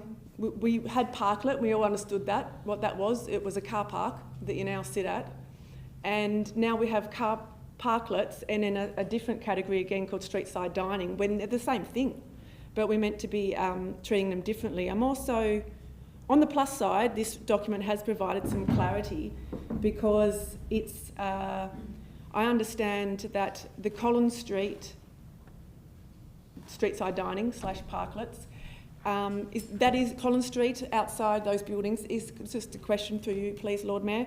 That is the street side dining classification, is it? Or is it a parklet? Mr. Holliday? Thank you, Lord Mayor.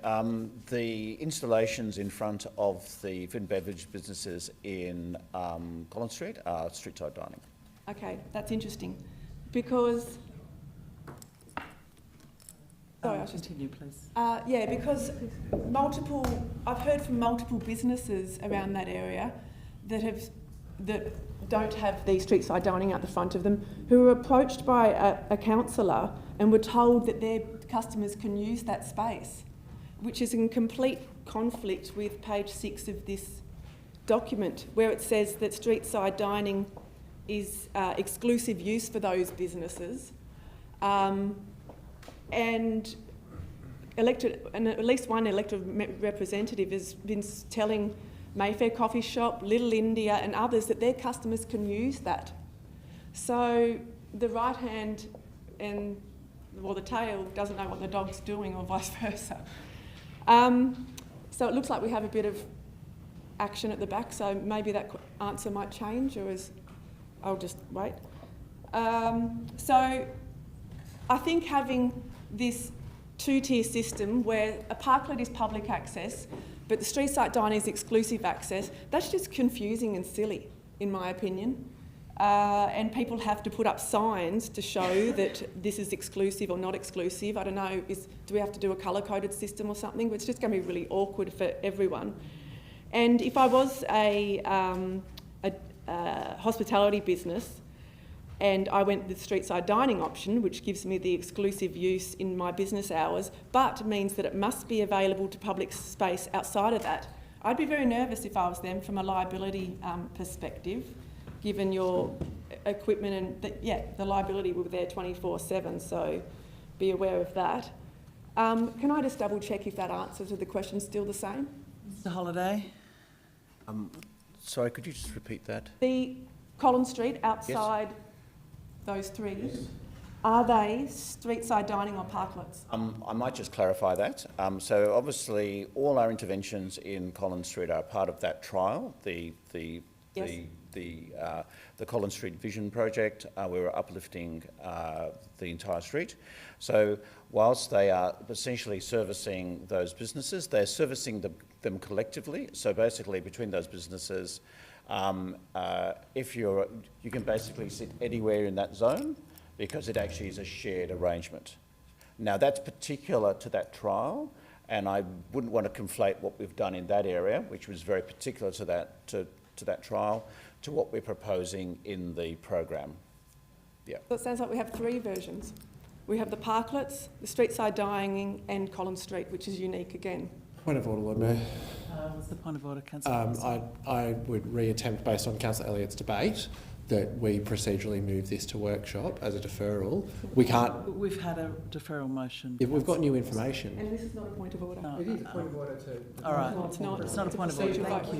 No, it's not. And You can make a stand up when procedural I'm motion speaking. It's just separately, plain Councillor Posselt. Okay. Right. Would you like to now let me continue? just get my thoughts after Councillor Posselt's point of order that wasn't a point of order. No, Councillor Elliott, you just continue. Sorry, I did lose my train of thought. We've got three versions now. And also, unfortunately, I was in Collins Street today, and what Mr. Holliday said, that the Collins Street area is used by everyone and it's shared, and how lovely is that? But there's A-frames sitting against each of the tables outside that area. So it's really giving, I mean, you can see how confusing this is for even just us, and it's our intervention, which I think is the appropriate word. This is a hodgepodge. It facilitates erratic planning of dining in our city. We need to be looking at it strategically, not based on what business happens to move in, what business happens to move out, different payment structures. It's a mess. I don't think we should proceed down this path at all. I think we should go back to what proper city planning would be, which is we identify the proper spots in the city and we bring the community there. They're clearly known as shared spaces. That's time. You don't have the politics around who's coming and going. Can I have one more minute? You'll have to move that. Seconded by Alderman Zuko. All those in favour say aye. Against say no. Carried unanimously. So we have a proper community feel where people know where they can go without being questioned or asked to move on, which is happening, and business owners know what's happening. And let's invest our money in those, not this piecemeal approach that is causing confusion and tension and is frankly a mess. Councillor Harvey, I think. Thanks, Lord Mayor. Lord Mayor, this is being... Councillor Harvey, have you spoken? I spoke to the amendment. Okay, yeah. So this is being conflated into something that's really, taken its own life here. It's not that complicated. And it also, like the hodgepodginess of it, there's always got to be the starting point. And I'll take you back to, I think it was 2012, when we had one of these dining out, rigs, whatever you want to call it, this dining deck in Liverpool Street outside a really well-known cafe. And we contested that as well. That was a bit of a hullabaloo. But eventually the whole street became, a different street where there's lots of outdoor dining spaces along the whole end of Liverpool from Elizabeth to Murray. So, move on from that one. And these other ones that we've been trialling, they've all been pretty successful. Elizabeth Street's been successful. The other ones in further up Liverpool Street's been successful. And we've got to just look at who's queuing up to get one. So bear with me. In South Hobart, Hope and Anchor, John's Place, Councillor Kelly's Place, Queen's Head in North Hobart, fantastic paint job on the Queen's Head, it's excellent. Crow's Next, South Wine Bar, Skoll, St Jay's Deli, Dark Lab, Alta Bar, Dark Lab, Little Lotus Cafe, Bloom, Coffee and Bites, Wooden Horse, Bar and Pizza. People are queuing up because they all get it that this is an extension of their business that can provide al fresco dining, an atmosphere that's different to being inside if you don't want to be inside, So I think it's not complicated, but it's trying to be confounded around the table here to make this into something that it's not. It's pretty straightforward. And the economics came up as well. And I just want to read from the report here, City Economy Strategy. This proposal aligns with the following strategies, blah, blah, blah, but economic impact, let's go down there. Taking into account the triple bottom line approach, which I think's probably been overlooked a lot in council. In addition to the economic benefits, there's the social capital, social inclusion, social equity, the value uplift. And it also goes on to talk about Melbourne, who commissioned a study. And I know it's Melbourne, Hobart's not Melbourne, Melbourne's Melbourne and Hobart's Hobart, to undertake an evaluation of City's extended outdoor dining program to quantify the economic benefit and community sentiments towards the program in 2021. The economic assessment indicated a range of positive results for the broader economy and individual businesses. Businesses in general community were overwhelmingly positive, with 88% of residents, businesses, owners, operators and students that felt that the outdoor program was a good addition to the city. 75% of businesses generated at least an additional $1,642 per week from the extended outdoor dining areas. Similar in Sydney, when undertaking survey among the participating businesses highlighted that 74% of them employed additional staff. So I think it's pretty straightforward, and it's disingenuous to say that this is not a good thing to do for a city. We know that this is about city shaping, city building. I don't care about the loss of a few car parks, which did send a lot of people into a frenzy in Elizabeth Street, but that little section there has uplifted the businesses in that area. And if we could do that across the city, what a great outcome that would be. And the hodgepodginess, as Councillor Elliott referred to, will fill in the gaps over time as this rolls out. So I've already got like 11 on the books here that want to have a go as well, plus the couple that we're going to make permanent. I have no problems with Pilgrim having the sole ownership, so to speak, of that space. And I do support the two ways of looking at this. The confusion and trying to confound the whole issue by bringing in the Collins Street, which I spoke about earlier, fine, that's what happens there. But the staff are onto it, they know what they're doing.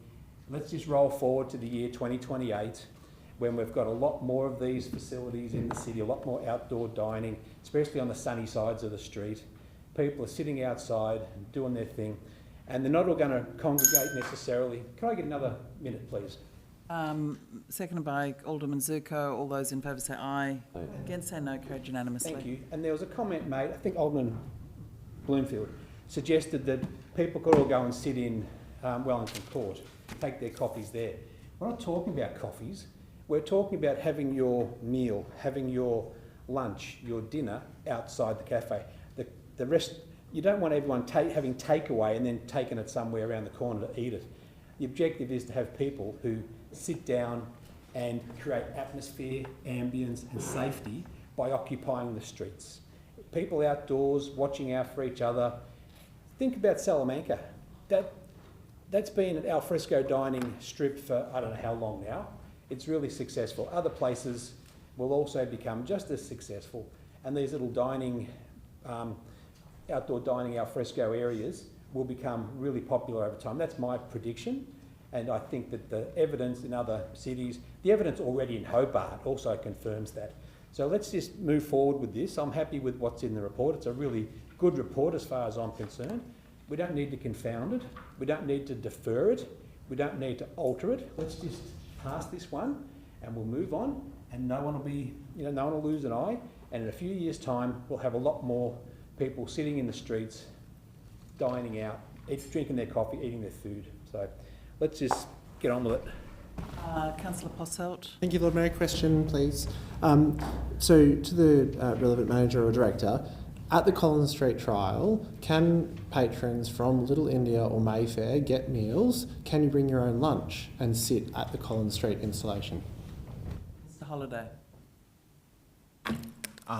The configuration in that trial environment is to allow the patrons of all those businesses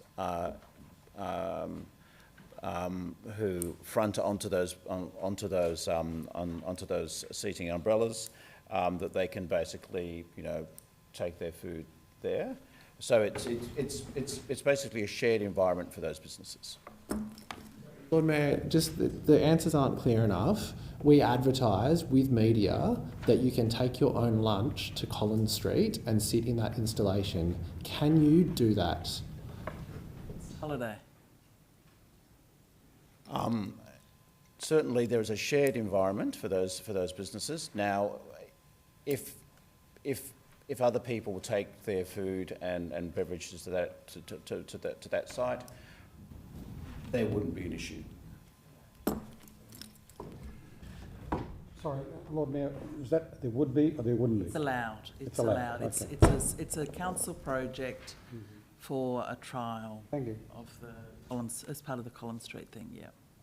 Lord Mayor, again, I would try to move a procedural motion that this matter be deferred to workshop. We can't get clear answers about any of this. It's okay. It's a deferral motion again. We've had one of those already, but let's. I need a seconder for that. Seconder for the deferral motion. Yes, of course, Lord Mayor. On the day in the end. All right. All those in favour of deferral say aye. Aye. Against say no. No. Show of hands. All those in favour. Favour, Alderman Zuko, Councillor Dutta, Councillor Elliott, Councillor Coates, Councillor Posselt. Sorry. Who's got common sense? Sorry, confused there. Councillor Kelly. And against? Against, I am showing Councillor Kitsos, Alderman Lohberger, Councillor Harvey, the Deputy, and the Mayor.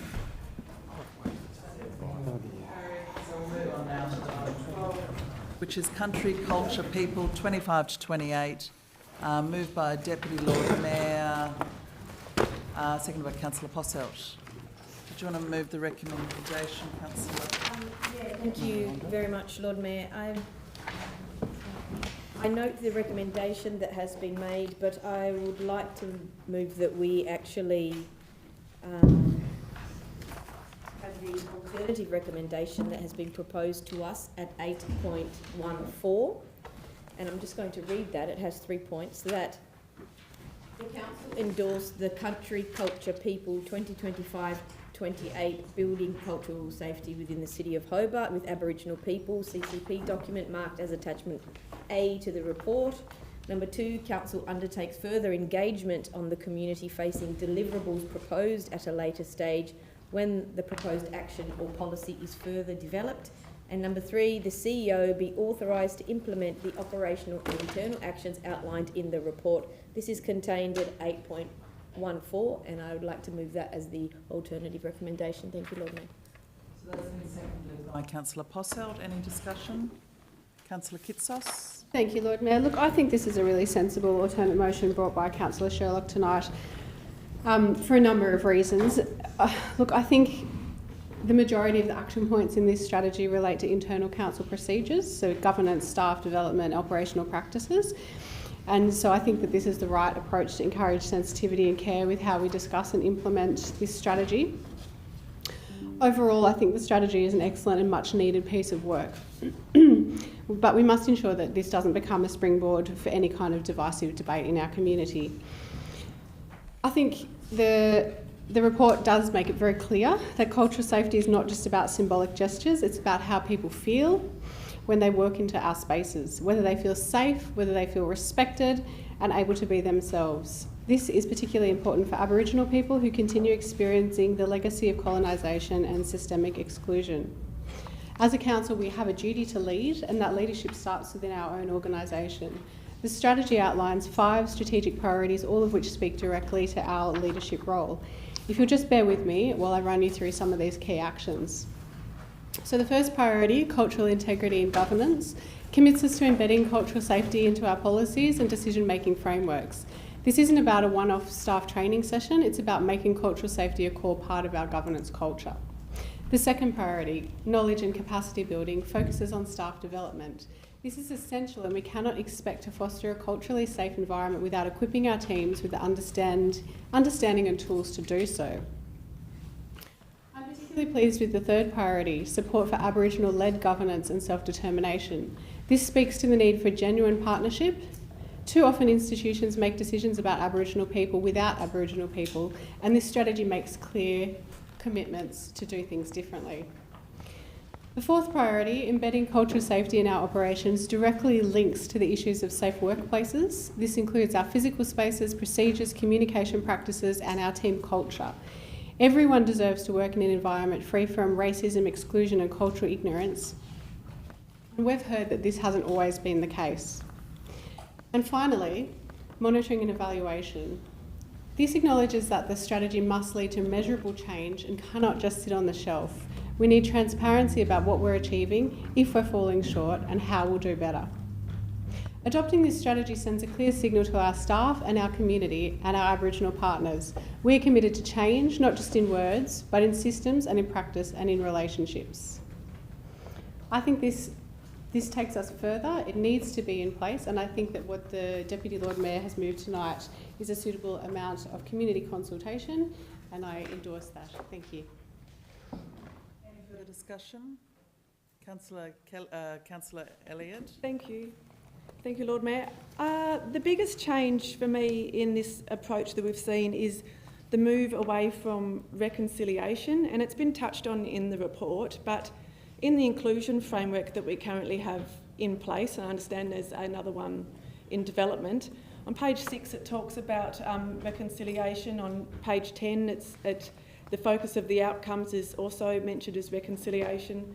Page 11 and 18, the priority areas refer to reconciliation, and the Council's been active in Reconciliation Week and has based previous plans on a reconciliation model. I was just wondering if we could hear, because there's obviously, well, it's not obvious, but in this new document, there is no mention of reconciliation at all. And I was just wondering if we could understand why, ask that question in the context of the framework talking about reconciliation, and we still have Reconciliation Tasmania and Australia. So why is the Council moving away from the concept of reconciling? Ms Parker. Through you, Lord Mayor, in the City for All inclusion plan, reconciliation is definitely one of the key priority areas. That plan was developed back in 2020, and reconciliation was something that was put forward through the community. In the engagement for this document, it's been made very clear through the Palo community that reconciliation is not a word that they would like us to use in this document. As we go forward with the review of the City for All implementation plan, there would be engagement on that document. At the moment, the document you're referring to is the implementation plan for that document, not the overall strategy. So when we're reviewing that, we would also review the use of the word reconciliation. Thank you. That's obviously a very big shift, and the cynic in me does wonder why people would not want to reconcile, would not want to come together in harmony. Part of me thinks that when you reach agreement and have harmony again, that the cash dries up. There's not as much, there's money in grievance in a lot of cases. So I think I'm glad to see that there's a shift towards consultation now, but very troubled as to why we would need to spend $30,000 on an external company to engage. A question for the relevant director. The CEO isn't there. Through you, please, Lord Mayor. My question is, do we not have in-house capability to undertake culturally safe engagement?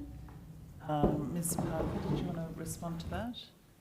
Sure, Lord Mayor. In order to do this, we do have an engagement team, but the methodology being proposed for this type of engagement would be through a specialist research foundation, like using like an ERMS or one of those type of companies that actually do phone polls. So they actually do it through phone rather than that one-to-one engagement that our team do.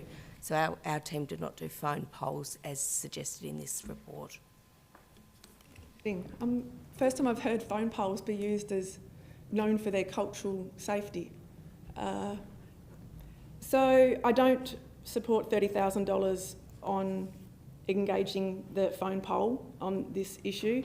We've engaged on many sensitive, controversial issues before, the Crowther statue repeatedly, Collins Street.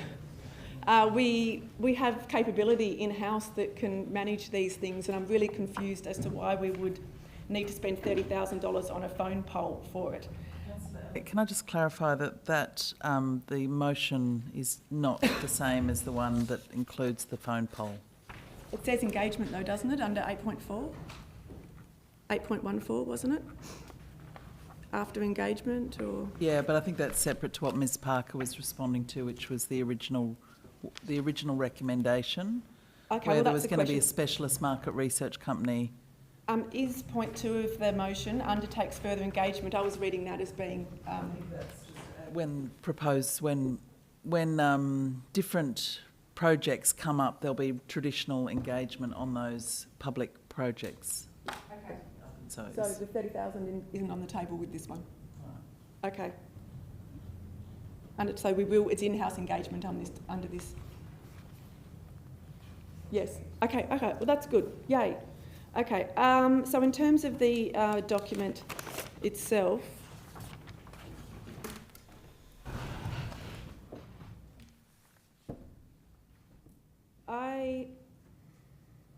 I've got a lot of comments here, but I think it's probably best. I'm glad I provided a lot of feedback on this in writing through the CEO, and I was glad to see that some of that feedback is taken on board. One of the most troubling things that were in the document was referring to the Aboriginal community as the rightful owners, and that was successfully changed to traditional owners. So thank you to the officers for taking on board that feedback, because obviously if someone's a rightful owner, that makes everybody else the wrongful owner, and I don't think that's very conducive with harmony and equality. So,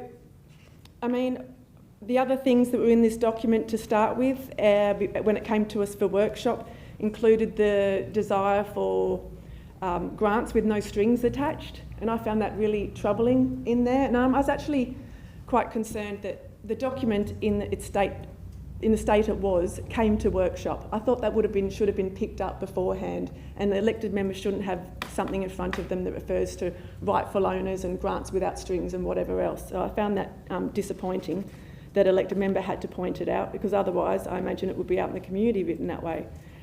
All in all, I think that this approach, where it's basically creating more division in the community, it's saying we need a standalone Aboriginal communication strategy, we need standalone Aboriginal procurement policy. Why don't we have standalone communications and procurement policies for our other communities, for the Italians, for the Sudanese, for whoever else? I don't understand, and I don't support dividing our community into all these subgroups. And I know millions of others agree with me, think of Australians as one united and equal people. I also do not support the budget. I think it's 450-odd thousand that's planned to be spent on this, of which Welcome to Countries itself takes up $30,000. My niece is actually a police officer in Katherine, And I would much rather have that $30,000 and the $450,000 plus the $60,000 to develop this sent to remote Aboriginal communities and to address some of those issues. I don't support it being used for, like I said, for more and more documents that separate us as people. I also find this document and the words that were used in the document and in the workshop around being cultural safety and being a cultural ally, to me this feels like emotional blackmail. It feels like you will do these things, you will look at the history of all your monuments, you will develop a standalone comms plan for us, you will do blah, blah, blah, you will do this. 3 minutes, please. Moved by Alderman Zuko, seconded by Councillor Coates. All those in favour say aye. Aye. Against say no. No. All those in favour, show of hands please. All those in favour. All those in favour. Sorry, Alderman Zuko, Councillor Dutta, Councillor Coates, Councillor Elliott, yes, I've got you there. Alderman Bloomfield, Councillor Kelly, Councillor Harvey, and against? And the Lord Mayor, sorry, Lord Mayor. And against? Councillor Passelt, Councillor Kitsos, Alderman Lohberger, and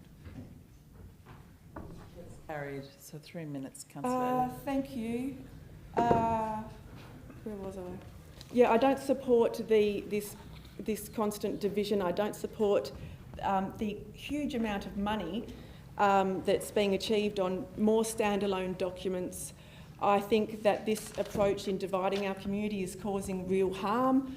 I find, like I said, this to be an emotional blackmail type thing, where it's you will look at the monuments, you will support you will give us our demands, or you are not a cultural ally. And I think that's really unfair, and I don't think it does anything towards harmony, which I suspect is why reconciliation's been taken out. Like I said, if you are reconciled and harmonious, the money dries up. So I also note Councillor Kitsos's comments about people being, everybody having a right, well, the Aboriginal people especially needing to feel safe, respected, and feeling like they belong. We all need to belong. And there's a lot of people, when they go to Franklin Square now, they don't feel like their heritage belongs, their heritage is respected. I'm coming this from the place of that all Australians are equal. All this document does to do is to divide us, especially on things like standalone comms plans, standalone procurement plans. On the contrary, I do completely support things like more Aboriginal art in our city and more information sessions about what happened. But I don't support the segregation that is going on, and this document enables it, and it's an atrocious waste of money.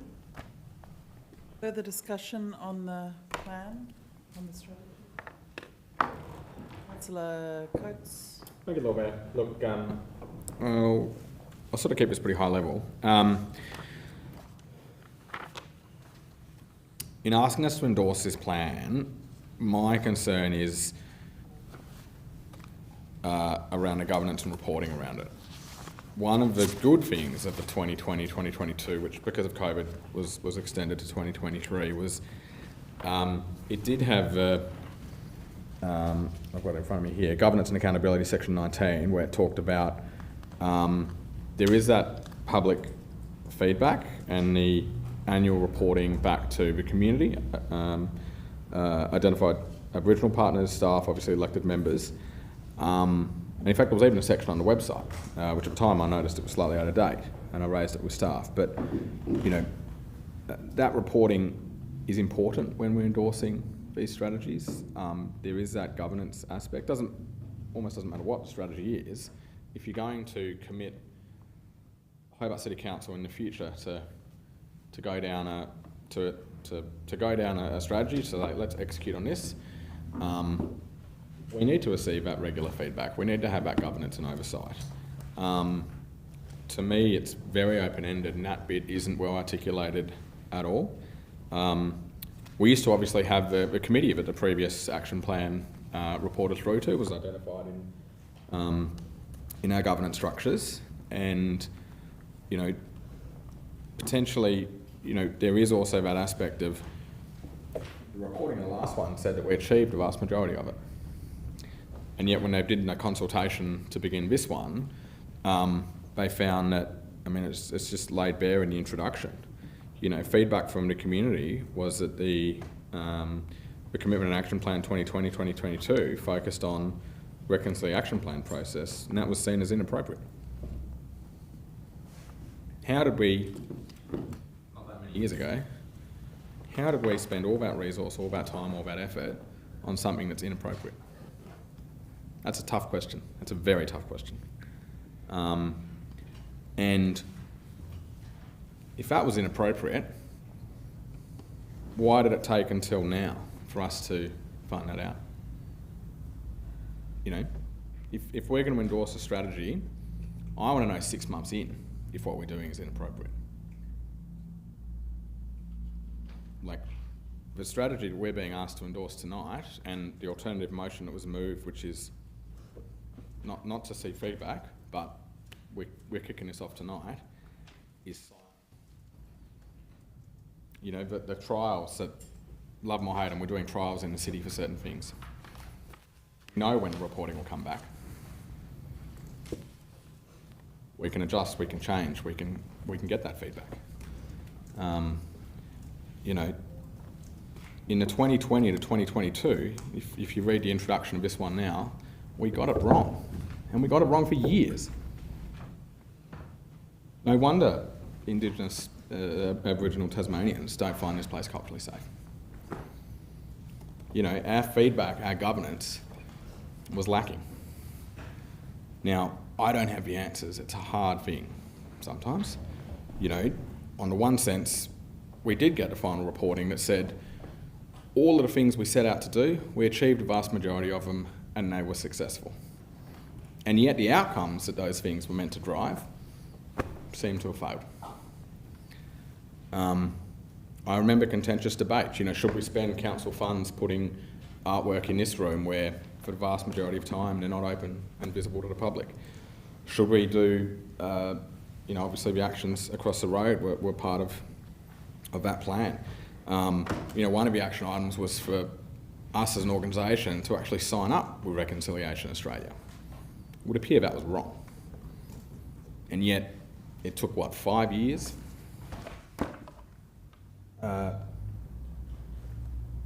I have no doubt there are many people around this table that want us to get City of Hobart's policy in this space right.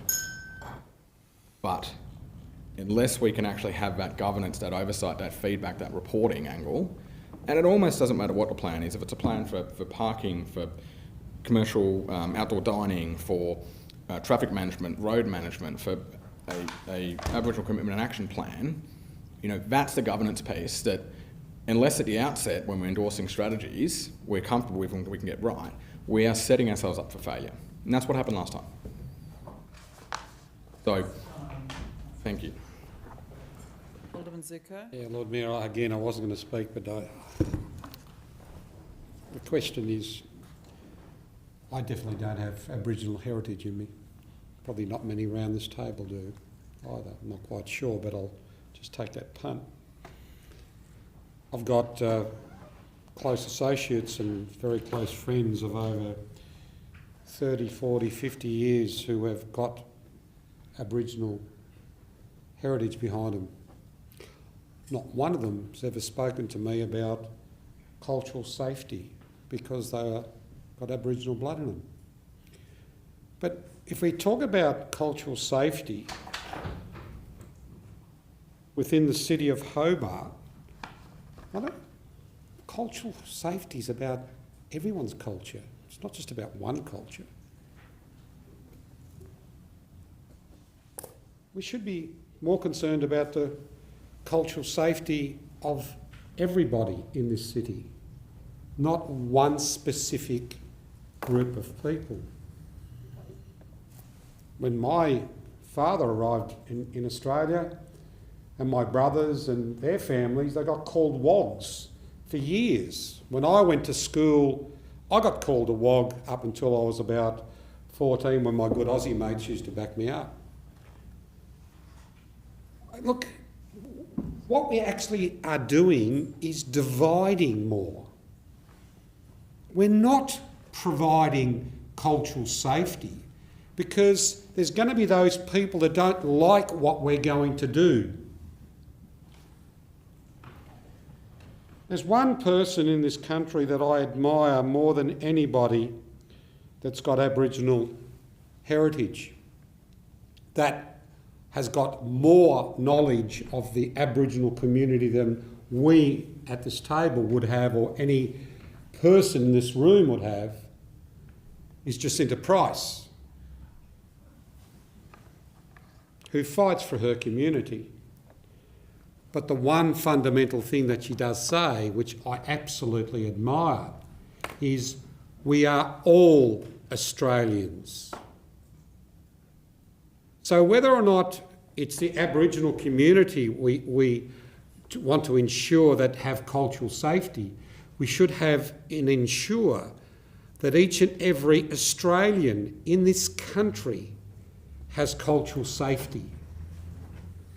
Whether you're from Palestine, whether you're from Israel, whether you're from Italy, whether you're from Germany, whether you're from Russia or Australia or Australian Aboriginal, we should have concerns about every person, not just one specific group of people.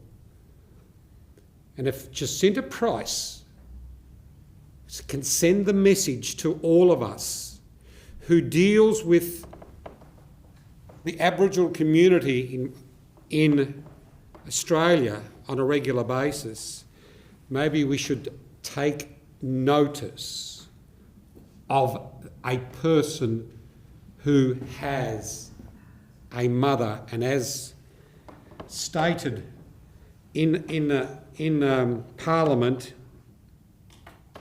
she has a black mother. That was stated in Parliament. Thank you. Further discussion? Further discussion, Councillor Dutta. Thank you, Lord Mayor. I just want to pick up on a few points. Firstly, with regards to funding for the Aboriginal people. Now, it is my understanding, and I stand corrected, because I have many times in this chamber have said it is my understanding, but people have then thought otherwise. But let me make it very clear. It is my understanding, and I stand corrected, that it is not only this local government, but there are other local governments who, in fact, budget sums of money for Aboriginal welfare and the matters relating to that particular racial group of people or the First Nations people. It is my understanding that the federal government allocates more than $2 billion. Why not for the Indians, the Chinese, the Italians, the Greeks? There must be a reason. And you go through and look at the same thing. When you look at the state government here in Tasmania, you will realize, as I have, that the state government has not allocated any money to the Indians or the Chinese or any other races. The question is why? They have allocated money for Aboriginal partnership, for closing the gap, truth-telling, childcare, and so forth. The list goes on. So if the federal government has already budgeted billions of dollars, the state government has, the local government, we are wanting to do the same because there is a reason. What is the reason then? The First Nations people never ceded their country. The First Nations people didn't have a treaty. The First Nations people were butchered, killed, and destroyed. That is the history we've got to live with. And therefore, that preferential treatment is given to these First Nations people. Let's not, others who came here 40, 50 years ago, 100 years ago, 200 years ago, compare to those who have lived here for 60,000 years and were mistreated. Let's get our facts right and ask the question, why are we doing these things? I mean, I am supportive of what Alderman Zuko is saying. Our Indian brothers and sisters have been killed, have been murdered, they've been drowned. Taxi drivers have been bashed. Do we come here for any preferential treatment? No, because we are not the First Nations people. We have come here to better our lives. And Australia has given that to us, and I'm proud of that. And I'm an Australian, first. Secondly, I'm a Fijian Indian. And I'm proud that I'm here. Let's not compare ourselves and say we're on the same pedestal. We are not. Look at the history, look at the facts, and then say, well, so why are we doing this? That's the reason. Let's not come up with Jacinta Price, because I can name you 10 other people who are full-blooded Aboriginals, and they say something different. Let's not just pick and choose what we want to further our particular argument. For that particular reason, I will support this for my First Nations people, and I will continue to speak for them. Thank you. Further discussion? There's no further discussion. I'll put the motion, which is set out in 8.14, moved by Deputy Lord Mayor. All those in favour say aye. Aye. Against say no. Aye. Show of hands. All those in favour? Councillor Dutta, Councillor Passelt, Councillor Kitsos, Councillor Lohberger, Alderman Bloomfield, Councillor Harvey, the Deputy and the Mayor. Against? Alderman Zuko, Councillor Elliott, Councillor Coates, Councillor Kelly. Okie doke. Moving on now to item 13. Response to a petition, Hewan Road and Grayling Avenue intersection, moved by Councillor Posselt, seconded by Deputy Lord Mayor. Any discussion? Councillor Posselt. Thank you, Lord Mayor. Very briefly on this, more just feedback for officers, I think.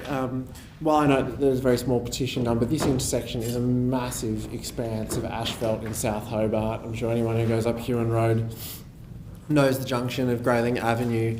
And I would just encourage officers to consider what opportunities there are to narrow down the mouth of that intersection and use it for good, whether that's urban, water-sensitive urban design elements, some plantings, but having acres of asphalt up the mountain which seem completely unnecessary, and that's certainly the feedback I get from friends who live nearby, is not probably the ideal outcome for the city.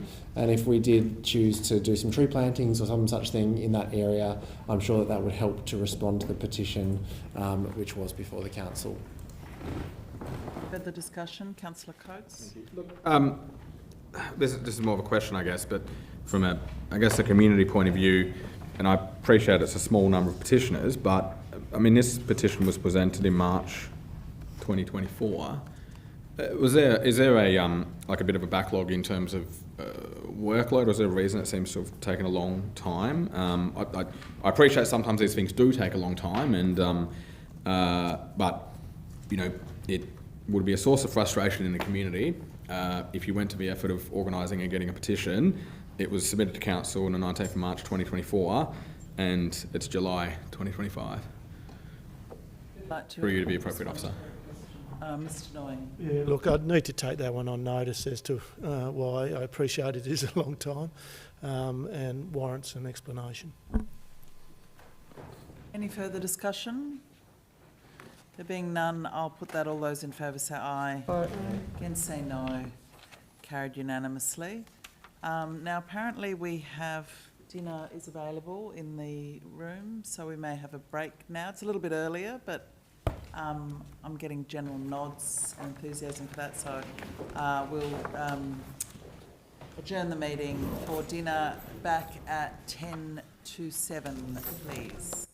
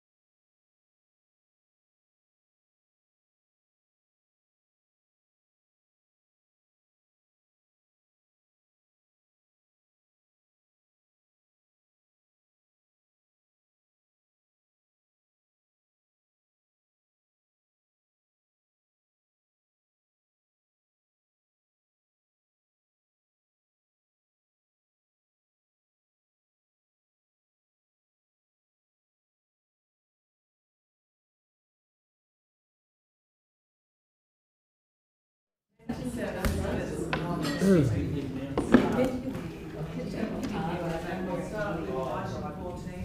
funding programs policy. I need to declare a pecuniary interest. Thank you. Okay. So Alderman Bloomfield has left the room. So there's a recommendation here. Would anyone like to move that? Sure. Deputy Lord Mayor, seconded by Councillor Blowberger. Any discussion on the funding programs policy? Councillor Posselt. Thank you. Just questions, Lord Mayor. Can we just get a little bit of an understanding of what's happening with the larger grant recipients, so Dark Mofo, Business Events Tasmania, Taste, to name a few, because I think they're excluded from what we're endorsing tonight, CEO? Through the Lord Mayor, those entities, as mentioned, there's no change to any arrangements with those entities in this current financial year. What the report talks to is making some changes over next year. We will consider making those sponsorship programs open to competition. So, beginning of the next financial year, subject to that process occurring over the next, in the current financial year, we'll move to an open competitive program for some of those entities. Yeah.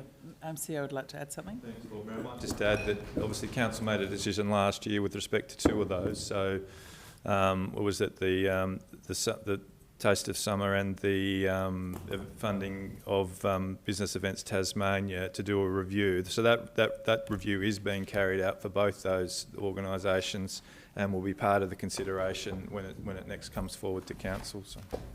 Thank you.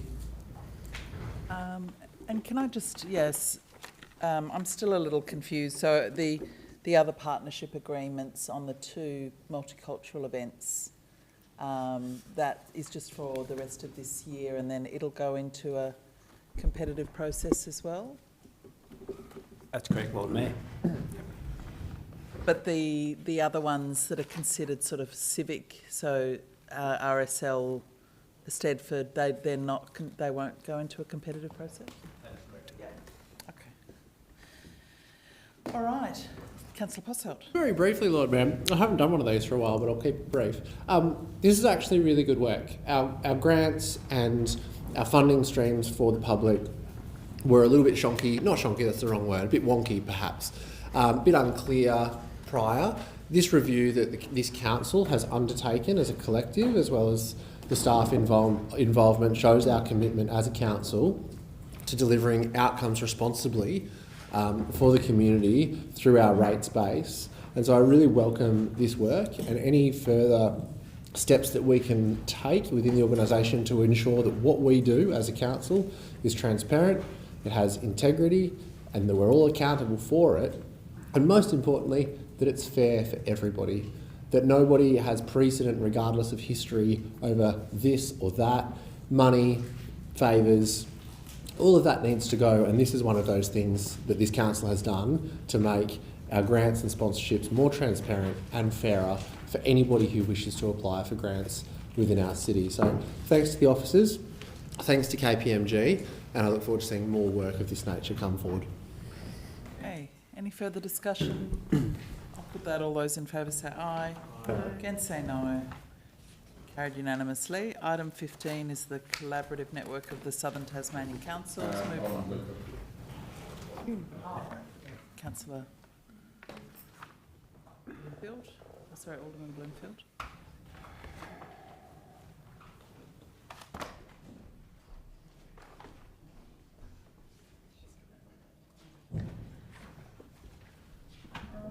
Item 15. Would someone like to move the recommendation? Moved by Deputy, seconded by Councillor Posselt. Any discussion? Alderman Zuko. Yes, Lord Mayor, I remember this debate and argued heavily at the time that, and I'm not being disrespectful, but the City of Hobart and the Central Highlands Council and the City of Hobart, Little Morgan, Spring Bay, really don't have much in common. We do have in common is with the City of Glenorchy, the City of Kingborough. And I remember at the time I pushed the reinstatement of the Metropolitan Councils Association, which used to be about many years ago, which I believe is a far better way to go for cities like Hobart. I understand that the intent is to work with other councils, but we're far better off working with councils that we associate with more. We associate with Glenorchy, we associate with Kingborough, we associate with Launceston, we associate more associate with Devonport and so forth. And I'm going to move, Lord Mayor, that part 3, that a report be prepared which gives consideration to the re-establishment of a Metropolitan Councils Association. I'm asking for an officer report, not a decision that we go ahead with it tonight. Is a report to come back on whether or not the CEO can speak to other CEOs which are metropolitan councils on whether or not they may give consideration to it and a report come back. So again, it's a report to come back. I'm not asking for it to be fait accompli. It'd be interesting to see what the report comes back as to whether or not there are councils across the state in the metropolitan areas that are more willing to work closely with like-minded councils. Now, we talk about working collaboratively with Glenorchy and so forth. This might be the mechanism for councils that are like-minded to actually work together, and I'm just calling for a report to come back. Thank you. Goodbye. Elliott. Councillor Posselt. Just a question to Alderman Zuko, if I may. When you say metropolitan, are you referring to just Southern Metro, or are you referring to Launceston and... I'm referring to the state metropolitan. Oh, okay. Yeah. And may I elaborate? I only say that because when we had the North Melbourne deal going, Launceston was so antagonistic about the North Melbourne deal that a number of us drove to Launceston and had meetings with the mayors and resolved the issue. So if we had a closer relationship, it might work better for the metropolitan councils. So can I just ask Alderman Zuko a question too? So as you're aware, we've also got we've had this organisation for 5 years, the Greater Hobart Strategic Partnership, which we put money into, and we work as the 4 Metro Hobart councils. You're saying an additional... Expand it out. Another... If I may, Lord Mayor, expand it out to all metropolitan councils across the state. And I'll say it in this way as well.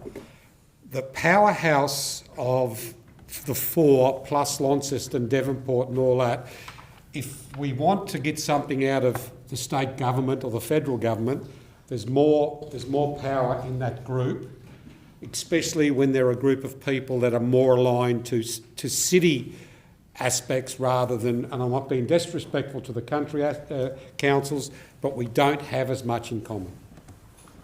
Okay, any further discussion on the amendment? I'll put that. All those in favour say aye. Aye. Against say no. Carried unanimously. Any further discussion on the report? Alderman Bloomfield. Given that I actually represent this council as chair to the Southern Tasmanian Council Authority, which is now in the process of being dissolved, I thought it might be appropriate I at least explain the point of view that I have for it, and that is that it was allowing Southern Tasmania to work together as a team on issues that were for them as Southern Tasmania itself. And there were a lot of issues. It was quite fraught because, as Alderman Zuko says, there was not a lot in common. One of the things that this has come from has been a decision from that meeting whereby it was agreed that, and in fact this is what I was really asking, it was agreed in that meeting that we would dissolve and then we'd form as a sub-part of RIDA so that we could continue. And if you read through, it was really interesting too, because rather than being this regular meeting that had to be attended, It was actually a regular meeting of minds of the CEO and managers of the member councils, and only I think once a year would it actually be reported to the mayors and representatives at the end, so that it became more of a functional aspect rather than a potentially political one. So there were quite a lot of changes that this is actually encompassing. I did feel, and I think the rest of the room at the time did feel, that there was value in continuing to be collaborative. Certainly fitted with the law reform that we've been working through. But I would suggest it's quite different to things like just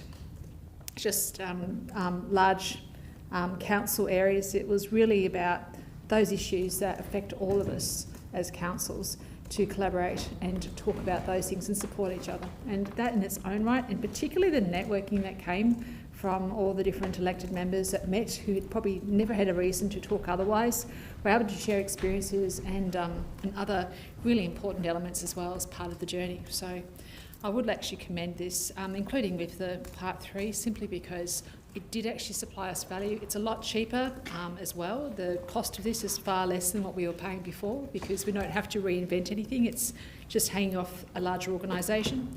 So we don't just save money, we actually, I would like to think, become more effective as a result. Okay, there's no further discussion. I'll put that. All those in favour say aye. Against say no. Carried unanimously.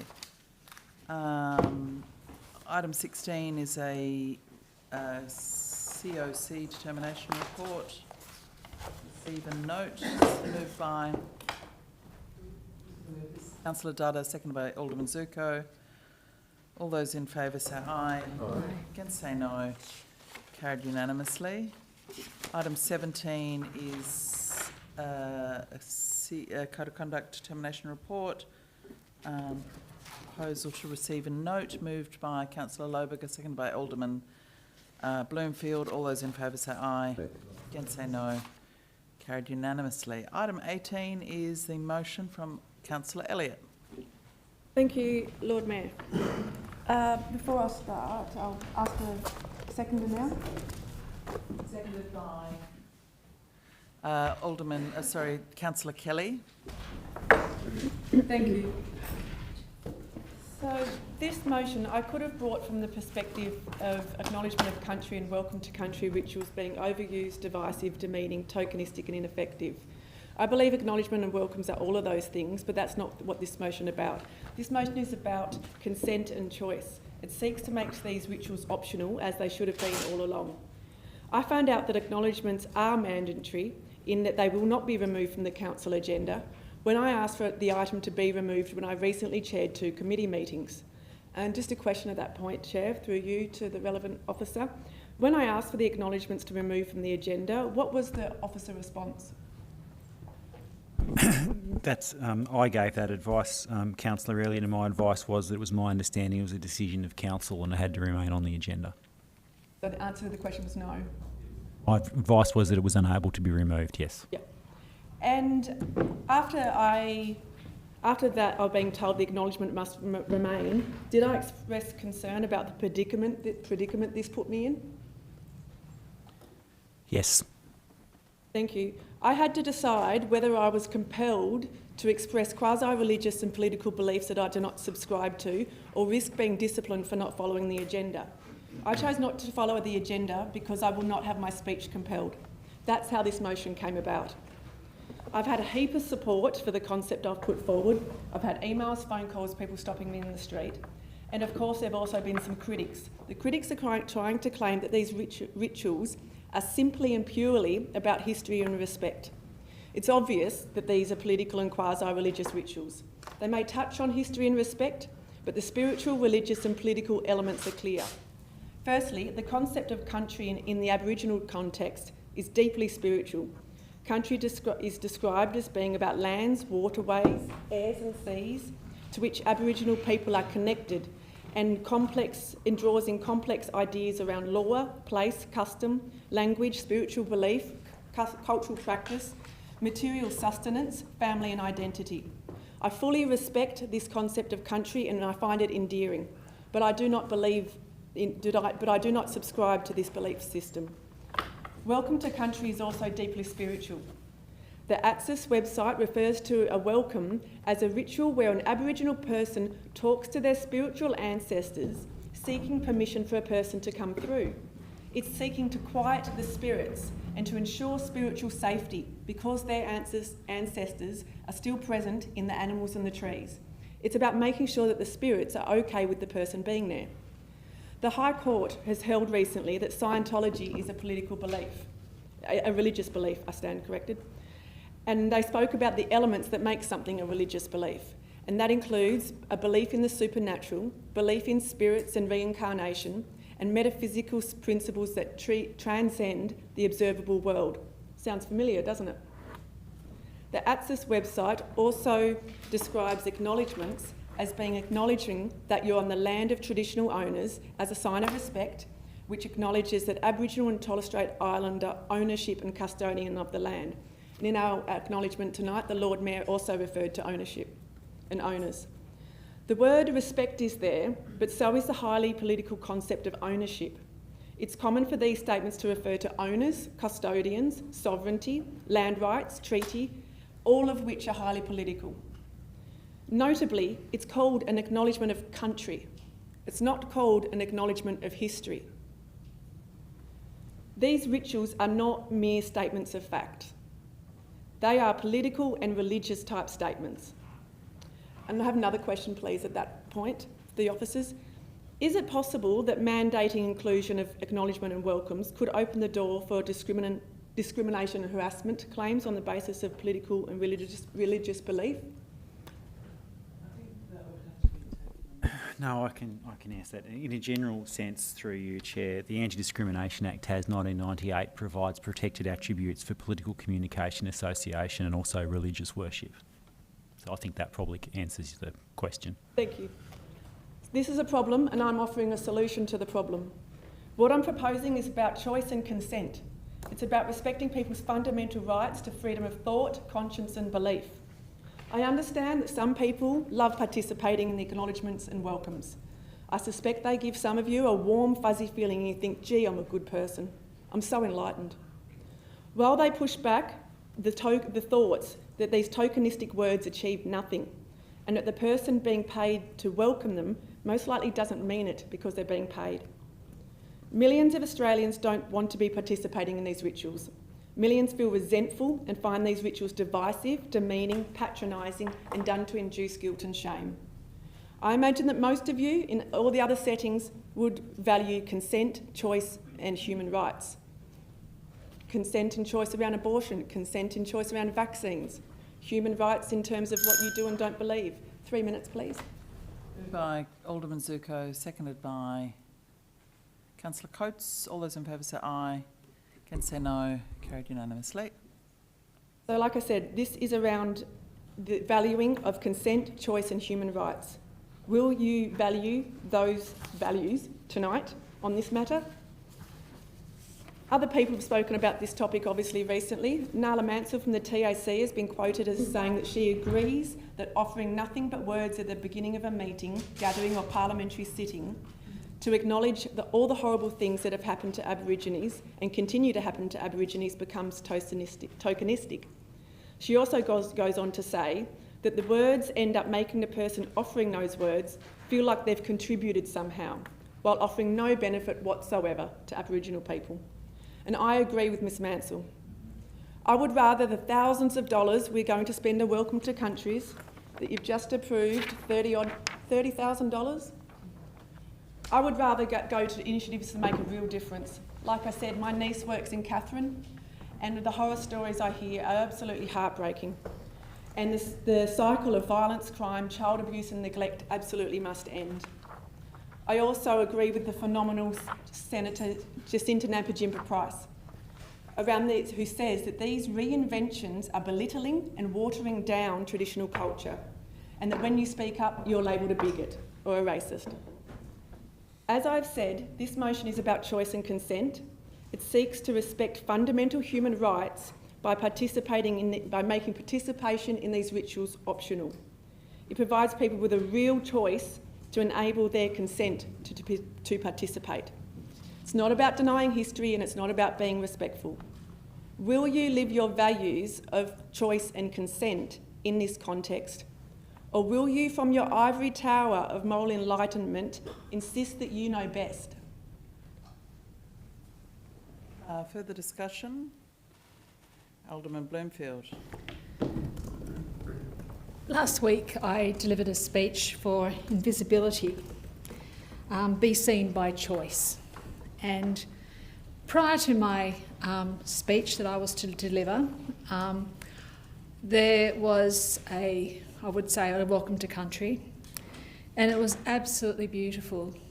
The lady who came out sang to the room. She shared her culture, and that was absolutely what that was about. It was about sharing, and it was about displaying what culture means.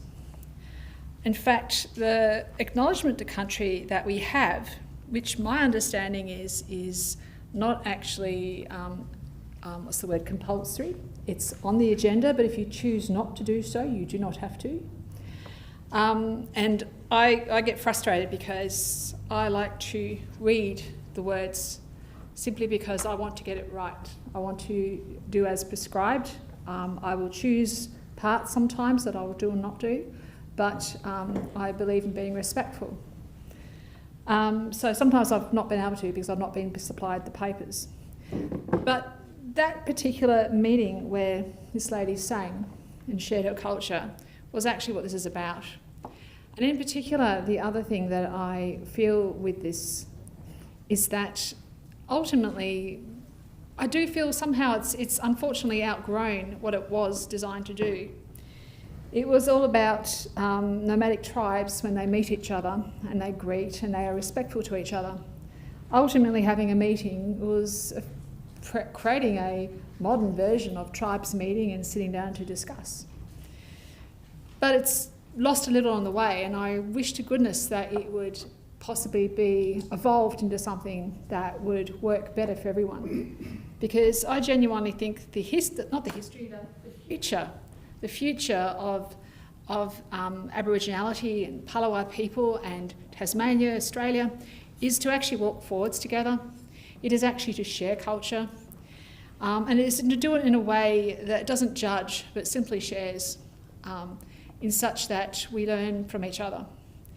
And at the moment, unfortunately, that's not happening, but I also feel too that sadly this motion's come about from not necessarily seeing how this work functions.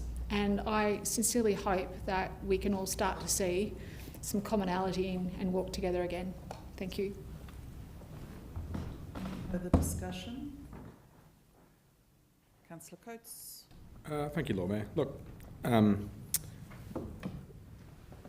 a few thoughts on this, and I think this is an issue that is percolating in the community and is subject of significant community interest. And so, you know, I guess at one sense as community representatives, this is a forum for having these discussions. Look, if this motion, you know, I like to think I would vote the same way, I will be voting the same way, if this motion talks about acknowledgement of country or if this motion was talking about the Lord's Prayer. You know, I think both for certain groups in society are significant and meaningful. But often it's not so much about what it is you're doing, but how you go about doing it. And I think there is a bit of frustration. I mean, this is an anecdote, but I attended a market briefing for the Australian Antarctic Division on doing the flights to Antarctica. So participants from all over the world were connecting in as part of procurement. And a good chunk of the limited time available was spent doing acknowledgement of country for service to go to Antarctica. You know, and you can see where some people do get a bit frustrated. Within the Hobart Council context, previously tonight we had a report that our previous Aboriginal Commitment Action Plan didn't actually have the outcomes that we wanted and wasn't as successful as, in writing a new one, they said the previous one wasn't as successful as what we wanted, And yet that action plan did call, Section 10, demonstrate respect to Aboriginal people. It talks all about putting in the acknowledgement welcome to countries at the start of meetings, at the start of papers, at the start of events. Now, I'm reasonably comfortable with them when they're the high level and relatively benign. And we do obviously have the Office of Aboriginal Affairs, which sits within DPAC, which provides guidance. And I remember coming across this because I was reviewing our terms of reference for the committee, so the committee papers, and when our drafts that are being set up. And, I remember reading the one that was put in, and it talks about invasion and dispossession, and it's very comprehensive. And I appreciate and know that a lot of people, when they do these welcome to countries and introductions, they do use those terminologies. But at the time I gave the feedback and I said, well, that's fine, but the Office of Aboriginal Affairs has identified the correct form of using ones in Hobart, where you need to acknowledge and respect the Muwinina people. And what I think does great on some members of the community is where, rather than acknowledging elders past, present, acknowledging, if it's in the Hobart context, of course, the Muwinina people, you then get into this almost argumentative, very strongly worded ones that talks about all this invasion and dispossession, and it does then become difficult, I think, for some people who are hosting these meetings, or for some people who are looking to be active participants. Much like the Lord's Prayer, if the Lord's Prayer was a generic Lord's Prayer, a lot of people, even if they're not practicing Christians, understand what it means and why it's relevant to those who are. There's many other forms of prayer you could do, but I think where sometimes we stray as an organisation and where we do make people uncomfortable is where we take the more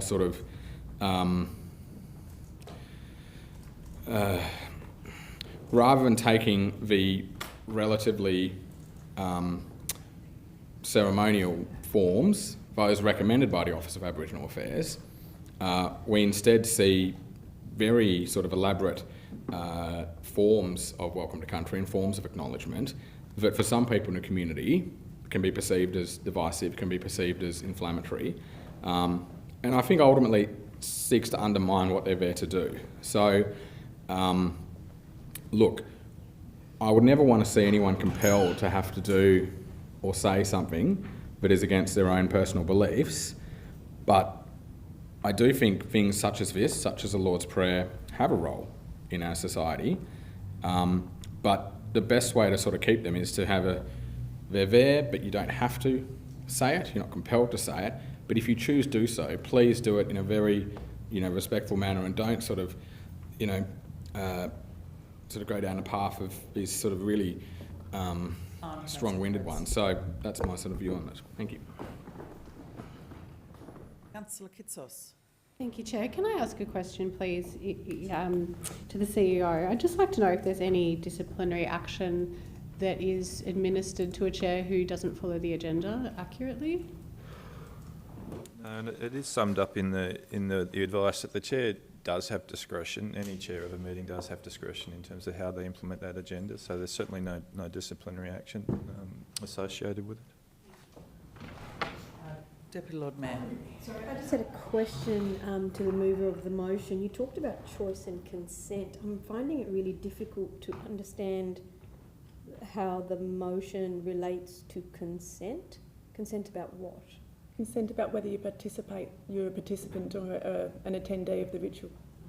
So can I just ask a further question? At a previous meeting that you have chaired, did you have the choice and gave your consent to not do an acknowledgement of country? No, the choice I made was to not follow the agenda. So your answer. Risk of discipline. So I didn't want to be interrupted. Is that okay? So the choice, you did make that choice to not give an. Sorry, have you finished? Is that the end? Councillor, did you want to answer the question or not, Councillor?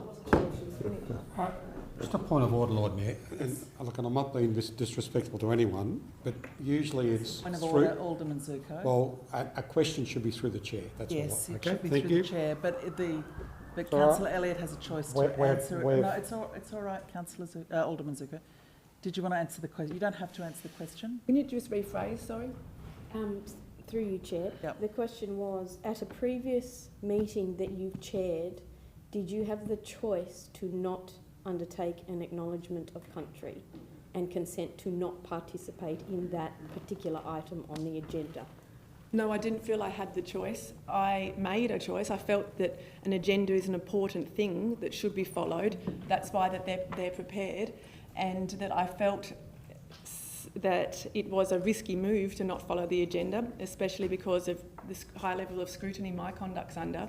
So I'm actually expecting there to be some sort of complaint in train. So I don't think it was a fair choice. It was a compulsion, but like I said, I couldn't do it. But I think it's being left on the agenda is a form of harassment, and I think exposes the council. I just wanted to confirm that Councillor Elliott did have the choice, didn't receive disciplinary measures, and actually had the choice to not undertake and consented to not doing acknowledgement of country. Thank you for confirming that. Alderman, Councillor Harvey. Councillor Harvey. It's interesting to look at the history of this campaign against Welcome to Country's acknowledgements of country. And it appears the head of, or the main party is Advance Australia, which is a Conservative funded organisation. And all the lines that are being standardised around the country against acknowledgements of country is pretty similar. And the use of Senator Jacinta Price is standard as well. It appears that there's quite a significant amount of funding put into this campaign, and it's a disruption campaign to make people feel that they're not welcome in their own country. So there's a deliberate campaign that's been running to make sure that it becomes popularised that acknowledgements of country are bad for Australia. So I'll just get that out of the way first. So what I feel is that we keep it on the agenda, happy for it to be on the agenda, and your choices are you can give the acknowledgement, you can read it, that's your choice, or you can personalise it like you did at the start of the meeting, which I thought was a really good welcome to country, or don't do it if you don't want to. But don't do something that's even more confronting for some people, and that's to acknowledge all sorts of other things that are not related to the topic or to the issue of welcoming to country. It's about the First Nations of Australia, it's about the first people of Australia, not to talk about the people who colonised the country or the returned servicemen or whatever. It's specifically about the First Nations people that have lost, been dispossessed of a place that they were the first people of for many, many, many tens of thousands of years. So I think it's disrespectful. If you're going to do a welcome, or an acknowledgement I should say, then make sure it sticks to the topic and don't drift off into other stuff that denigrates the whole process. But what I've been doing, just personally, is I've been inviting people at the table of the meetings that I chair, and I chair things outside of council. And the first few times it was a bit odd for people, they didn't know what to say. But now we've done it 3 or 4 times, it's really interesting how people engage in the process. And generally there's someone at one of our meetings or at the meeting that will talk about an experience they've recently had, an engagement they've had, something they've been to, or something they've seen. And it's actually evolving into something that's really quite nice. And, you know, for example, the way I started it off when I tried to work through this process of what am I going to do that's personalising, I would talk about work that I do regularly in country, on country, restoring country. And I always think what would have been like 1,000 years ago, or even 220 odd years ago, what would it have been like to have been here? And there's not much of Tasmania that is original, that hasn't been disturbed, changed, altered by colonisation. We still have, luckily, some places, but much of Tasmania has been changed. So, and we'll never restore it. It's not possible now to restore Tasmania to what it once was. Parts of it remain, and there can be increased in area, but generally speaking, we'll have a different environment forever now in Tasmania.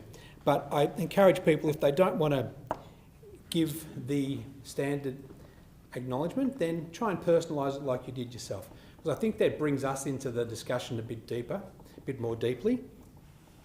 And I also agree with the sentiments that it's got to have meaning rather than the standard response that I also thought was worn out. To repeat the same thing over and over, and often when we have the acknowledgement at the start of a meeting, each speaker then gets up and repeats part of it as well. I think we can dispense with that. And I think Nala would also agree with that. And also, I took an insight from Dwayne Everett-Smith when he spoke to us as well, that's what he was assuring us, I think, that we could do, is to personalise an acknowledgement of country. So I've done that, just 30 seconds I can... You've still got 30 seconds. Okay. Yeah. So I think that's something to consider in the way we do this. Repetition becomes a bit monotonous, but personalisation is much more interesting, and encourage people to share something during a meeting, I think has a lot of meaning. And I had a person recently that said, they were the first person to speak at this meeting, and they said, I hadn't thought about my connection with Indigenous culture. And she actually did have things to say, but it made her think about... That's time. Okay, thank you. But I could ask for 30 seconds more if I wanted to. Good. Thank you, 30 seconds. Moved by Deputy, second by Councillor Posselt. All those in favour say aye. Aye. So they actually really got it, and they had something to contribute to the meeting rather than just listening to a welcome to country. There you go. Alderman Zuko. Yeah, Lord Mayor, when I saw this on the agenda, I thought this could end up being a debate that's probably could get out of hand. And I actually felt more so that I would rather see something like this at a workshop. I did ask the mover to maybe consider it, speaking to the CEO, and get it into a workshop where we could sit down and have a good debate rather than be in lights and in the media and everything like that, so everyone gets their chance to be front page, back page, or whatever have you. I honestly believe that this debate, and in particular what Councillor Harvey just made reference to about personalising something, or even given the right not to go down that track, because I was here when we did have priests coming in every meeting, and I actually, to be honest with you, I felt uncomfortable with that. And I do sometimes feel uncomfortable with some of the things that happen here. So, and I'm not being disrespectful to those who haven't spoken, but it's probably going to lose anyway. I'd like to move and defer this matter to a workshop. I think this should be workshopped and discussed in an environment where we can have some honest discussion rather than someone might get up and, as I said, make the front page of the paper tomorrow. I don't want to see that. So I'll move a deferral to a workshop and the CEO can work out to the next available workshop. Seconded by Councillor Elliott. All those in favour say aye. Aye. Again say no. Show of hands, all those in favour. Favour. Alderman Zuko, Councillor Elliott, Councillor Coates, Alderman Bloomfield, Councillor Kelly. And against? Against, Councillor Dutta, Councillor Posselt, Councillor Kitsos, Councillor Lohberger, Councillor Harvey, the Deputy, and... That's lost. So did you want to say further, Alderman Zuko? Oh no, Lord Mayor, I knew I was going to lose anyway. Let's have a question, please, because I'm keen to understand more about the Chair's ability to not follow the agenda. My question is that we obviously have the meeting regulations where under Section 8, where the General Manager is to prepare the agenda for the council meeting or committee meeting. And then we have all the different ways that a motion or an agenda item can be resolved by voting or deferral or whatever it might be. And then we have the minutes. How far does the Chair's discretion extend as to what agenda items they do and don't follow. For example, could a chair just decide not to skip over the dog management policy tonight? I mean, are not all agenda items equal?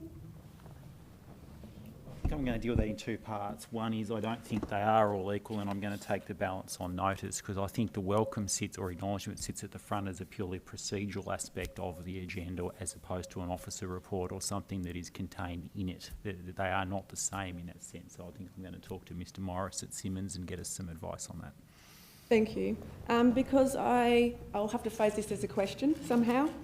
So in the meeting regulations, it refers to the agenda of the ordinary meeting needs to include attendance and apologies, minutes, public question times. These are all agenda items. So yes. The way I view that, Councillor, is they are minimum mandatory statutory requirements for an ordinary council agenda. Council can insert additional things, but those are the minimum statutory requirements. Yes, thank you. Is there any intention with the officers to get some advice around the skipping of agenda items and the legality of that? We certainly can. We do have advice that does outline the discretions of the chair, and we can certainly circulate that and provide it. We can get specific advice, but we certainly have more general advice. Thanks. And then finally, do you think, well, I do, but do officers think it could be a good idea that we put this in writing as a policy so that everyone understands that there is a discretion to provide as to whether you do or do not follow an agenda item? The written advice in the papers. I'm just worried that you're drawing the staff into the debate a bit. But will we have a policy on this issue coming forward? Look, we certainly, it's certainly open to us. It's something we can certainly explore, given that there is some uncertainty around it. Again, it's not for the merits of the matter at the table tonight, but we can certainly provide that so that there is greater clarity. Thank you. And then finally, I'll move an amendment, if that's okay. No. Amendment of your own motion. Okay, all right. I don't think you can. Sorry. We prepare a policy. Councillor Dutta. Thank you. Thank you, Lord Mayor. I want to begin by just making some observations and statements that were made. Firstly, with regards to choice and consent, it's very clear from the answers we have been given that people do have choice. I have made the choice a number of times where I did not, in fact, do acknowledgement of country. That was my choice. Secondly, the other observation I make is this.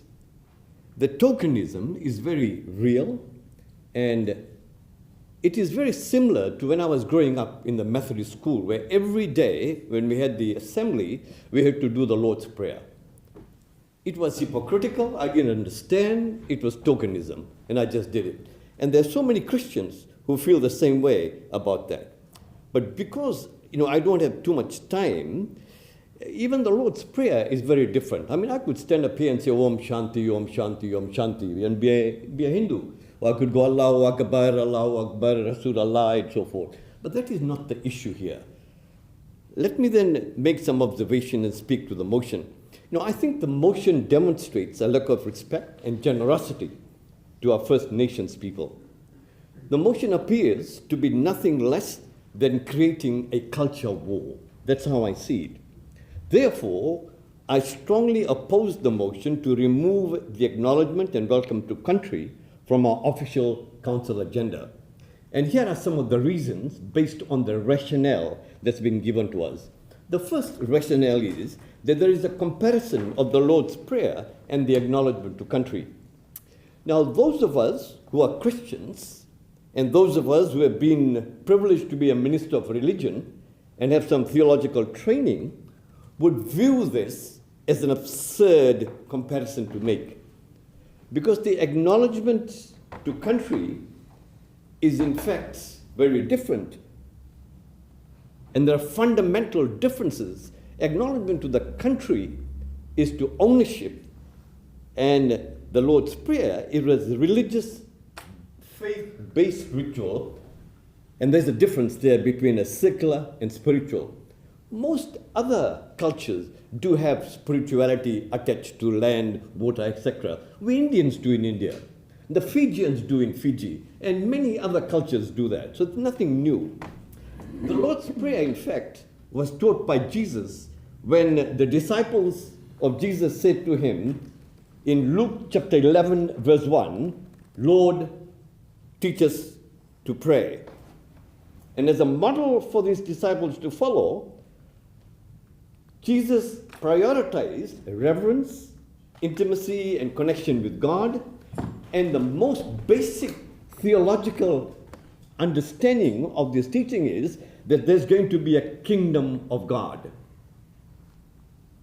Now, we must not take that and look at it differently, because the comparison when we make, the kingdom of God is very different to acknowledgement to country, which is an acknowledgement to ownership.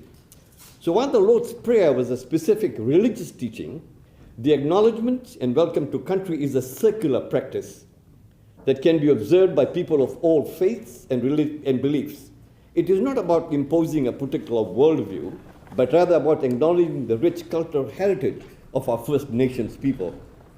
The Lord's Prayer was a reflection of the dominant Christian faith in our society at that particular time, and its inclusion in council meetings was a product of a different era, but which has now changed, because we have more Hindus and Muslims and Christians and Baha'is, Buddhists and so forth, and hence the change.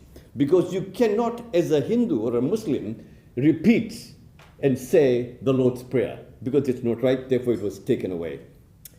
Removing the acknowledgement and welcome to country from the official agenda would be a step backward, undermining the progress we have made toward greater understanding and respect for indigenous cultures. It is essential that we continue to prioritize this gesture, not just as a formality, but as a genuine expression of our commitment to reconciliation. And it's still choice. If you don't want to, you can not go ahead with it. Acknowledgement, point number 2, acknowledgement to country is an infringement of one's freedom. I've been told or have read. The inclusion of the acknowledgement and welcome to country in the agenda does not in any way restrict or infringes upon an individual's freedom of thought, of conscience, or religion. It's a gesture of respect that we be observed by the people of different backgrounds, and it promotes a culture of empathy, understanding, and inclusivity. May I have three minutes, please? Moved by Deputy Lord Mayor, seconded by Alderman Zuko. All those in favour say aye. Against say no. Carried unanimously. And point number 3 in the rationale is quasi-religious and political belief. Now, Councillor Elliott's characterization of the acknowledgement of country as a quasi-religious and political belief is in fact misguided, and it is incorrect. The acknowledgement of country is not about imposing a particular belief system, but rather about showing respect for the indigenous cultures and histories that predate European settlement. The fact that the Lord's Prayer was once part of our council meeting does not justify removing the acknowledgement of country. Instead, it highlights the need for our council to evolve and become more inclusive of diverse perspectives and cultures. Forcing a particular religious belief on participants through the Lord's Prayer is fundamentally different from acknowledging the traditional owners of the land. One is an imposition of a specific faith, while the other is a gesture of respect and recognition of the First Nations people. The acknowledgement of country is not a religious ritual or a requirement to profess a particular faith. It's a circular practice. And therefore, I would like to finish off by saying that the inclusion of acknowledgement of country in no way restricts or infringes upon the individual's freedom of thought, conscience, or religion. Individuals are still free to hold their own beliefs and values, and the acknowledgement of country does not require them to compromise or abandon their personal convictions. In the light of these points, I urge my fellow councillors to reject the notion that the acknowledgement of country infringes upon fundamental human rights and that it's quasi-political and religious belief. Instead, let's continue to prioritize the important gesture and work toward a more inclusive and not a divisive community. Let's not conflate a religious spiritual ritual with a circular gesture of respect. Finally, each one of us come here as councillors.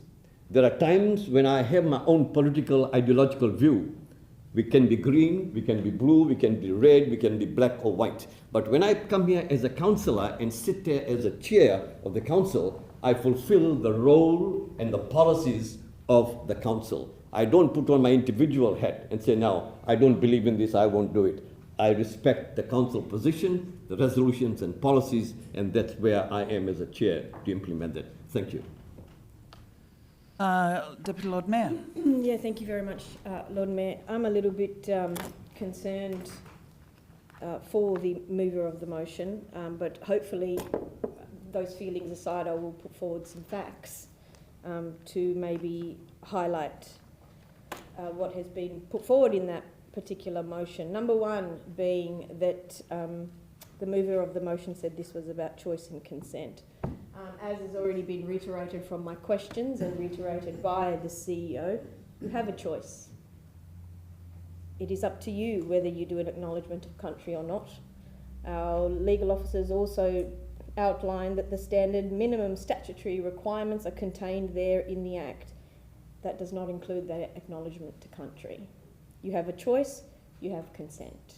So it's misleading to say this is imposed upon us. The facts are, they are not. This is also another fact. The mover of the motion has not said an acknowledgement to country before in a meeting she has chaired. There's been no discipline as a result of that, because this is a choice. Participate or you don't. But there are two realities that I would like to highlight about the acknowledgement of country or welcome or a statement of country. And number one is this reality. Australia was never terra nullius. It was always inhabited. That is a fact. That is a reality. The acknowledgement of country, the welcome to country or statement to country, but here specifically for those of us having to do an acknowledgement to country, it's not mandatory. Those are two realities. Australia was and always will be Aboriginal land. It's not mandatory for you to acknowledge that. And if you don't want to acknowledge that, that sounds like a you issue.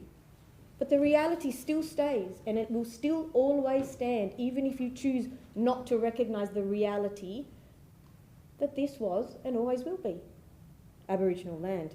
I would also like to point out and read something that Nala Mansell said, and I hope that it is received in the way that it is intended. I applaud Louise Elliott for standing up and saying, I refuse to acknowledge the murders of innocent men, women and children. I refuse to acknowledge that although the land was stolen from Aborigines, they still have a right to it. She's being open and honest so that when voters go to the polls, they can make informed decisions about who should be elected to lead in Hobart. I think that also is really important to highlight. If you refuse to acknowledge the murders of innocent men, women and children, that's your choice. You're entitled to do that, but don't frame it as I'm not given a choice and I don't have consent, I'm forced to do it.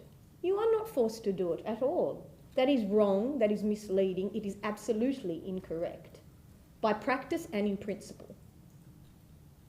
And then now we're probably going to try to save this particular motion and go, hey, let's have a policy. Let's have a policy around welcome to country, a statement to country or acknowledgement to country. No, we don't need to have a policy. It's your choice.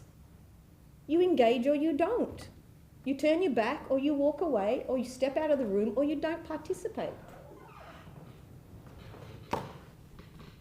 And I do just want to read something else that has been said in the paper today, probably. People read it from Dr. Samuel Candif. I would like to just read it. Aspects of it. The central question is not whether we should maintain this acknowledgement that seems both intellectually and ethically self-evident, but why we're having these conversations at all. What does this manufactured outrage reveal about our diminished capacity for respect, generosity and civic kindness? Removal of the Lord's Prayer from council meetings reveals a fundamental analytical misunderstanding. The Lord's Prayer was removed precisely because it privileged one particular faith tradition. Sorry, I can have 3 minutes. But Councillor Posselt, seconded by Alderman Zuko. All those in favour say aye. Against say no, carried unanimously. Within what should be a secular civic space, potentially alienating citizens of other faiths or none at all.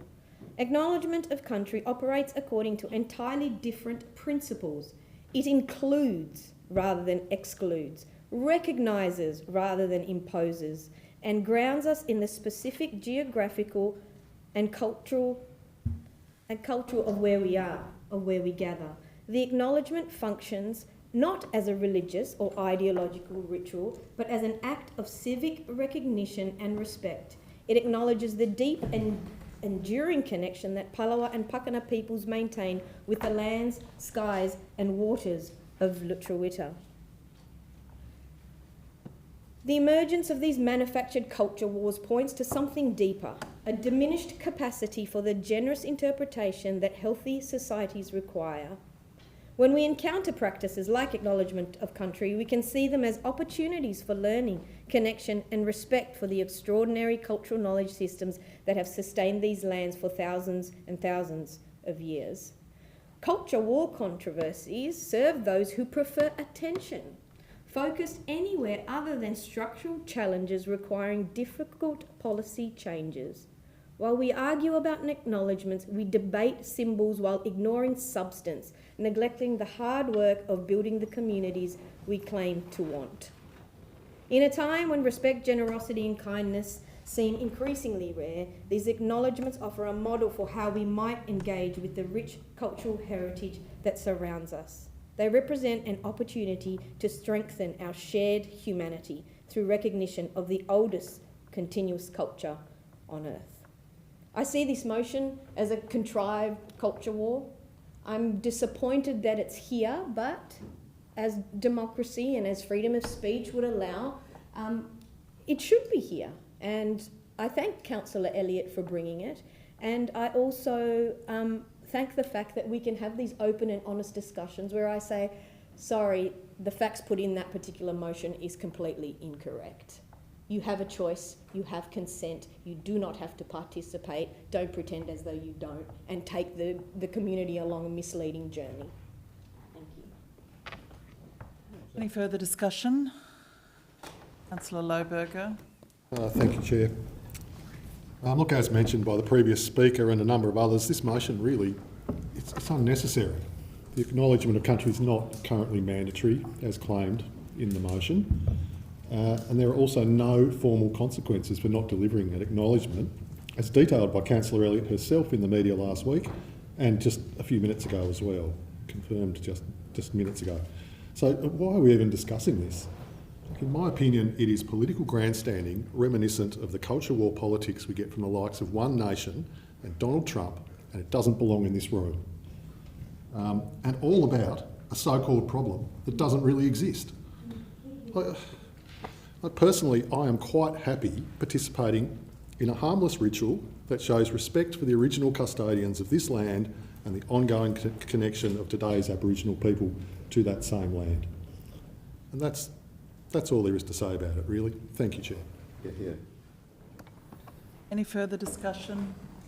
Councillor Kitsos, haven't you spoke? No, I haven't spoke. I asked a question. Sorry. Thank you, Chair.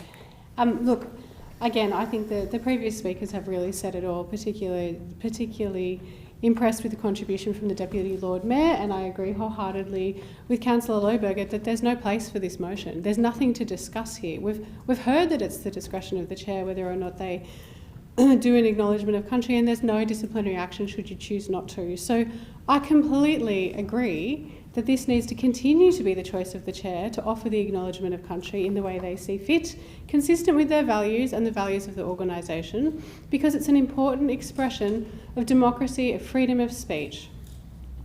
But what we've seen in recent meetings, that's not that. That's shameful. What I have witnessed is the misuse of acknowledgement to country as a tool for mockery. Skipping it altogether is a clear political act, but amending it beyond its intent is an act of derision. It's completely unacceptable. Acknowledgement of country is more than just a ceremonial formality. It's a monument to recognising the enduring connection of Aboriginal people to land, culture and community. And in the context of truth, treaty and justice, this acknowledgement must go beyond symbolism. It should prompt us to reflect on the real-world implications of our decisions and our actions and whether they contribute to improving the lives of Aboriginal people. Acknowledgements of country should never be tokenistic. It should be grounded in respect. It should be accompanied by a commitment to listening and learning and acting. We should be asking ourselves, are we progressing self-determination? Are we addressing systemic injustice? Are we ensuring Aboriginal voices are shaping the policies that affect their lives? And if we're not, then we are missing the point, and I would rather that it wasn't done at all than to be made a mockery of. In the officer's report, I'll note that there's been acknowledgement that there's merit in the officers turning their mind to the creation of a procedure rather than a policy for the delivery or non-delivery of acknowledgement of country, and I personally support this, so it gives everyone clear guidance. I urge councillors to vote against this motion, and I think that the people around the room who disagree with acknowledgements to country should remain silent with their political expression and let the community judge for themselves. Further discussion? Thank you, Lord Mayor. Isn't it strange? All these people, I sit here and listen and everyone says, oh, what are you carrying on about? And then they stand there ranting and finger pointing and giving their opinions and leave the room. So, you know, it's the fact of the matter we're discussing this now proves we need a policy on it.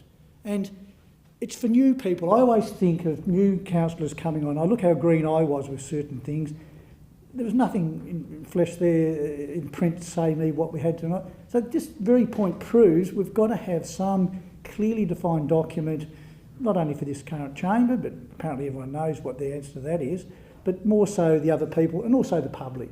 So I'd really, really push, not that I'm putting an amendment through for a motion here tonight, but I'd impress upon the CEO that we do have, and the legal officer, we have real crystal clear documentation moving forward for all new people as well. No one's denying that the atrocities that have been done.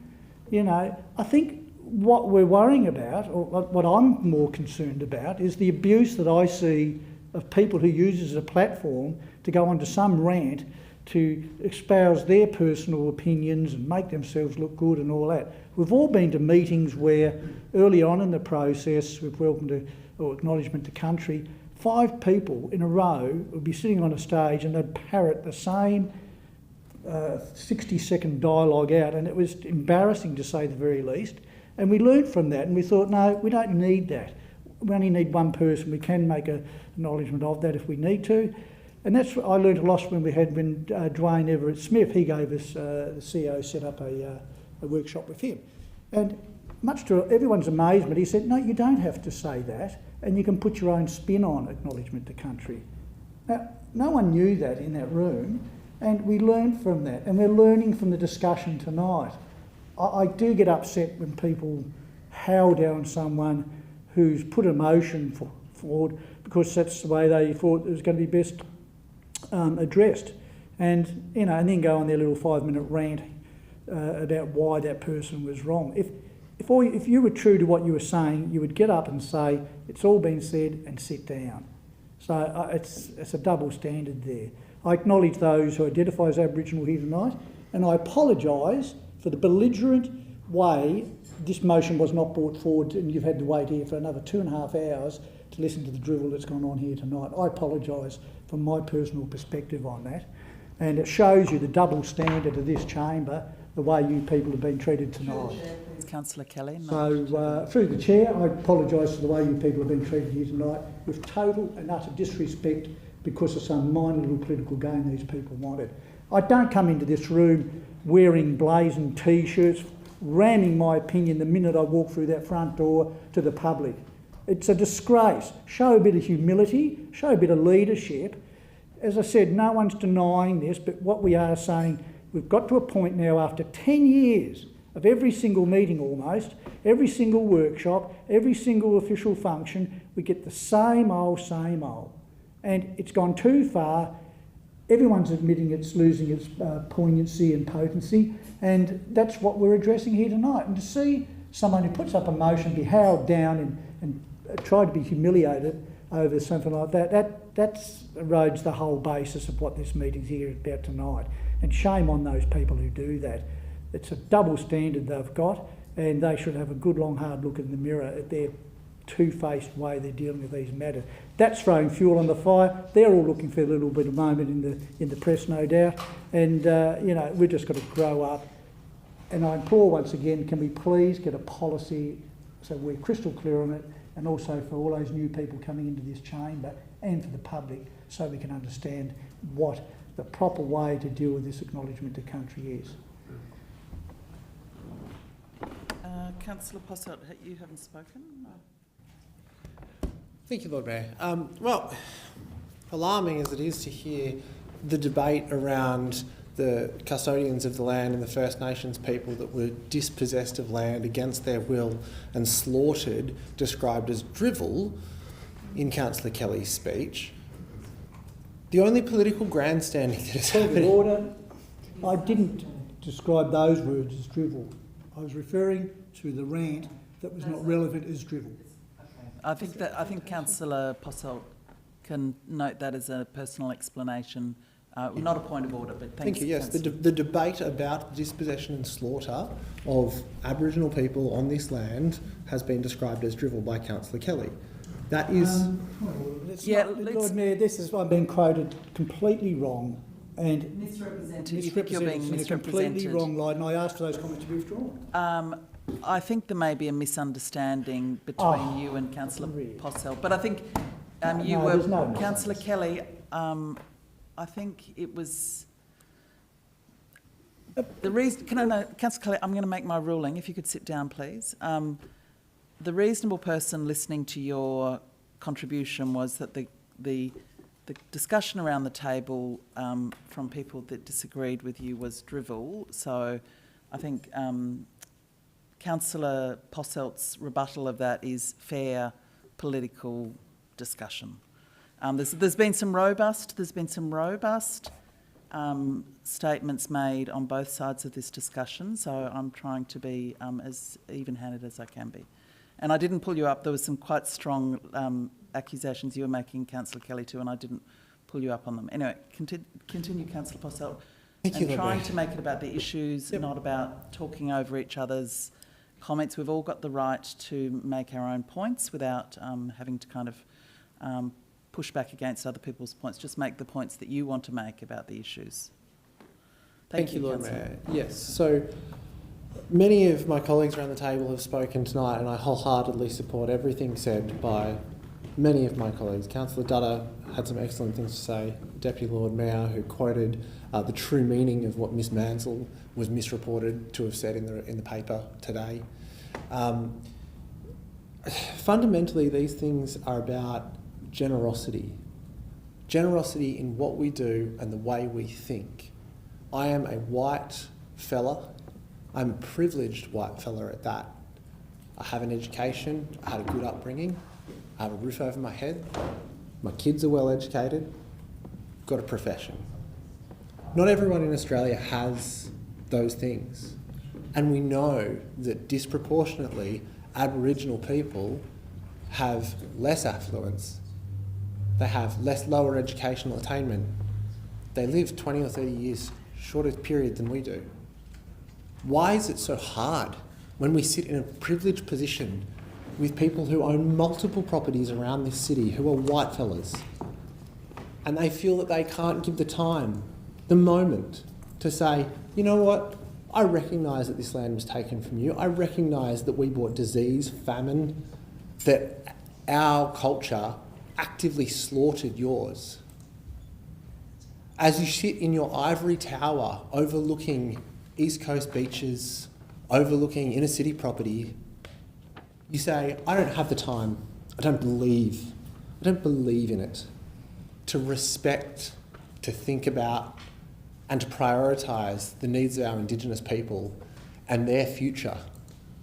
Because as Councillor Kidsaw says, when we do this at the start of the meeting, it's about focusing our mind and making sure that we recognise that there are steps that can be taken that should be taken, decisions that we can make around this table, as we have done tonight with the Aboriginal Commitment and Action Plan, to better the lives of those who are worse off, and those who are worse off as a result of what was forced upon them by another culture, by the white fellas.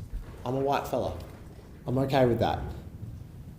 But I can act in a way, moving forward, in a position of leadership that recognises and respects black fellas and that tries to lift. And I'm happy to give a little bit. I'm happy to give more than just 30 seconds at the start of a meeting to assist that cause. And I really question the values of anybody who can't give 30 seconds to take a moment. Take a moment, respect, consider their struggle.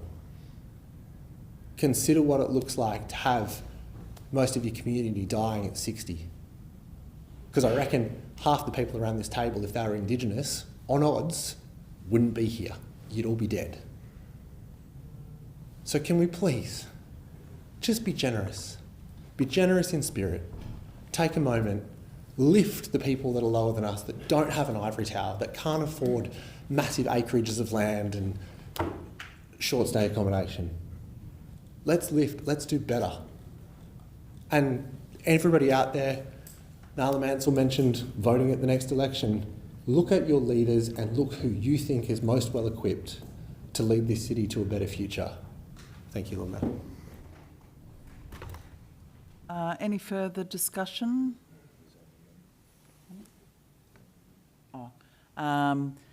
No, I don't think I will say anything, but I would just like to ask a question about whether we've ever provided in any of our reports just some of the international law basis for Indigenous people being treated differently from, as a distinct grouping right around the world through the United Nations Declaration of the Rights of Indigenous People. Have we ever, because it just feels like people think this is coming from nowhere, but I think there is actually an international law basis for recognising those very particular rights which are different to general human rights. And I think that is where a lot of policy in Australia, national, state and local, sort of stems from that some of that basic international premise.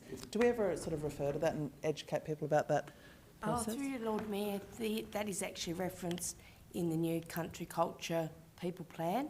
So it does specifically refer to that in the document that is in line with those principles. Right. And perhaps we put a link to the declaration because it's quite comprehensive. I think there's 46 articles of that does set out the international law basis for why Indigenous rights are different from, and in addition to, and in a different, quite a different class to other particular rights as well. So if we could put a link around, that'd be good. Provide that information. Thank you. Councillor Elliott, did you want to sum up? Yes, please. Thank you. So I think this is good progress because we now have it public that it's okay for the chair to skip agenda items. I think that's definitely new information. I've been on council here for 2.5 years. I was watching the council for a good 2 to 3 years before I was elected, and never once before have I seen it, an agenda item just be skipped over, and that's just the way it is. No questions asked, no problem. And I think it's an interesting precedent that the chair is able to skip items at will with no vote on it required, no deferral, no consequence. The chair can just decide to skip. And I do hope we get a policy, and I am a betting person, and I would put money on the fact that it's not okay to just skip agenda items once they're published, that there should be a closeout of that. A lot of people have gone, exactly as I predicted, have gone, oh, it's just about being generous and it's about respect and history and just take 30 seconds and, oh, how your values, you must be so terrible to not want to do this. But they've completely had their ears closed to the information that's out there from a lot of Aboriginal people themselves talking about how deeply spiritual the concept of country is. So it's played out exactly as I predicted. So no surprises there. There was a lot of talk around how we need to address injustice and shape lives and focus our minds on who are worse off. Yes, we do, but none of these things do any of that. So I'm looking forward to getting some advice, and it's a bone I won't drop on this one. So let's just see how this plays out. But I'm happy because, like I said, never, ever, ever before, and there's 32 years here, I'm sure. Actually, can I ask a question through you, Chair, to Alderman Zuko? Ever before in your history has an agenda item ever been skipped? I cannot recall an agenda. Can I answer that? I cannot recall an agenda. It's up to you. I cannot recall an agenda item being skipped unless it's been put to the meeting to vote on it to be either moved on or something like that. I've never known that the chairperson can skip an agenda item. That is something I'll new. just finish it up. Can I just, point of clarification, can I just say that I do it quite regularly because I do it with my communications from the chair, which is one of these discretionary items that we've added to the agenda. And if I don't have anything to communicate from the chair, I don't. So it happens quite regularly, actually. But that's... Lord Mayor, that's not skipping the agenda item. We haven't got a communication. There's nothing to declare. You say there's nothing to report. Okay, It so is I'll just skipping. finish up. It is skipping. So I highly, highly doubt that skipping agenda items by the chair is okay, and look forward to that advice coming through. I hope I'm right, and that's certainly some interesting. This is certainly an interesting power to put into the chair's hands, and who knows what else might be skipped as a result of that power. But yeah, this is progress. Like I said, I was only put in this position. This motion only came about because I felt, well, I'm in this predicament and I had to do something about it. And that's what I've done, and thank you. Lord Mayor, can I ask for a clarification? Skipping agenda items is not a standard thing. This particular item, the acknowledgement of country, can be skipped, but other items we cannot skip. Well, it's implied here that we can skip anything we feel like. I think there's going to be some more, Mr Young will probably want to provide some more detailed advice, but I can say that I do not address some items on the agenda in the sense of the communications from the chair, but yeah, because I choose to not provide a communications from the chair. So if somebody chooses not to provide it, because these aren't the statutory agenda items, these are they've been added through the traditions of this council, and So this it's council does misleading. have all sorts of traditions. that Order, are- Lord Mayor. Yes. Councillor Harvey is debating and having a discussion. Question. You're answering a question, but Councillor Harvey is continuing, right? And Yeah. made comment. Okay, fair enough. You ask a question, get an answer. Motion be put, please. Thank you. Can I ask the question to the CEO? Sorry, I've got a procedural motion that the motion be put, seconded by Councillor Postel. Now we will vote on whether the motion be put, as we've done before. All those in favour say aye. Aye. Against say no. No. Show of hands, all those in favour. Favour of it being put, Councillor I don't like it. Dutta, Councillor Elliott, Councillor Purcell, I can't see your hand, Councillor Coates, I'm shooting this down, Councillor Kitsos, Councillor Lohberger, Alderman Bloomfield, Councillor Harvey, the Deputy and the Mayor. And against? I'm showing Alderman Zuko. Okay, that's carried. So I will now put the motion. We're now voting on Councillor Elliott's motion. All those in favour say aye. Aye. Against say no. No. Show of hands, all those in favour. In favour, I'm showing Alderman Zuko, Councillor Elliott, Councillor Kelly, Councillor Coates, I've got you on the corner there. And against? Councillor Dutta, Councillor Purcell, Councillor Kitsos, Councillor Lohberger, Alderman Bloomfield, Councillor Harvey, the Deputy and the Mayor. That's carried. Oh, sorry, that's not carried, that's lost. Okay, we're moving on now to another motion from Councillor Elliott on the invoice for vandalism. So moved. Oh, second. Moved by Councillor Elliott, second by Deputy Lord Mayor. Thank you. I'll be quick. We all saw the videos of the Labor volunteers putting up what I understand was many hundreds of stickers over multiple nights. And I've spoken to the Manager of Legal Governance through the week about the admin response, and there was, I think, a bit of a misunderstanding. I was never intending that the Labor Party would be issued with a fine under the regulatory compliance space. It was more a way for Labor to show some goodwill and take ownership of the damage and cost to Hobart ratepayers that their volunteers caused by invoicing the office for the 4,000 or 5,000 or whatever our best estimate is in terms of how much it cost, so that Labor has an invoice that they can decide whether they choose or not to pay or not to recoup the ratepayers. It was not under the regulatory fining pathway. It could very well be Labor's prerogative to say, nah, get stuffed, we're not going to pay that invoice. But I think if I was Mr Winter, I would be saying, let's pay this as a gesture of goodwill. And that we facilitate that happening by giving an invoice for the cleaning services rendered as a consequence of their volunteers. Any discussion? Yes, thank you, Chair. Yes, Councillor Kitsos. Look, I just wanted to propose an amendment to the wording of this that perhaps the mover of the motion might accept in. Look, based on the officer's advice, I'd really like to support this motion tonight. It's just that they've said an invoice can't actually be issued, but we could issue a request for payment. And so I'm wondering whether the mover of the motion might change the wording to request for payment, and if not, I'd be happy to move an amendment to that effect so that I can vote for the motion tonight. Yes, that's fine, if it gets the same result. So rather than invoice, request for payment. Yes. Yes. Okay. Councillor Posselt. Councillor Posselt. Mayor, I would sorry, just being interrupted. Councillor Posselt. Thank you.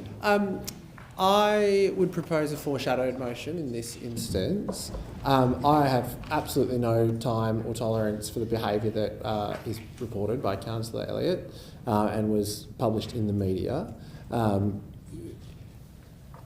These parties are quite often run or funded by people who are passionate about change. Doesn't matter if you're Green, Labor, Liberal, One Nation, whatever. The people that are funding the parties didn't say that this was a good idea. They didn't agree to it. The party itself didn't sanction it.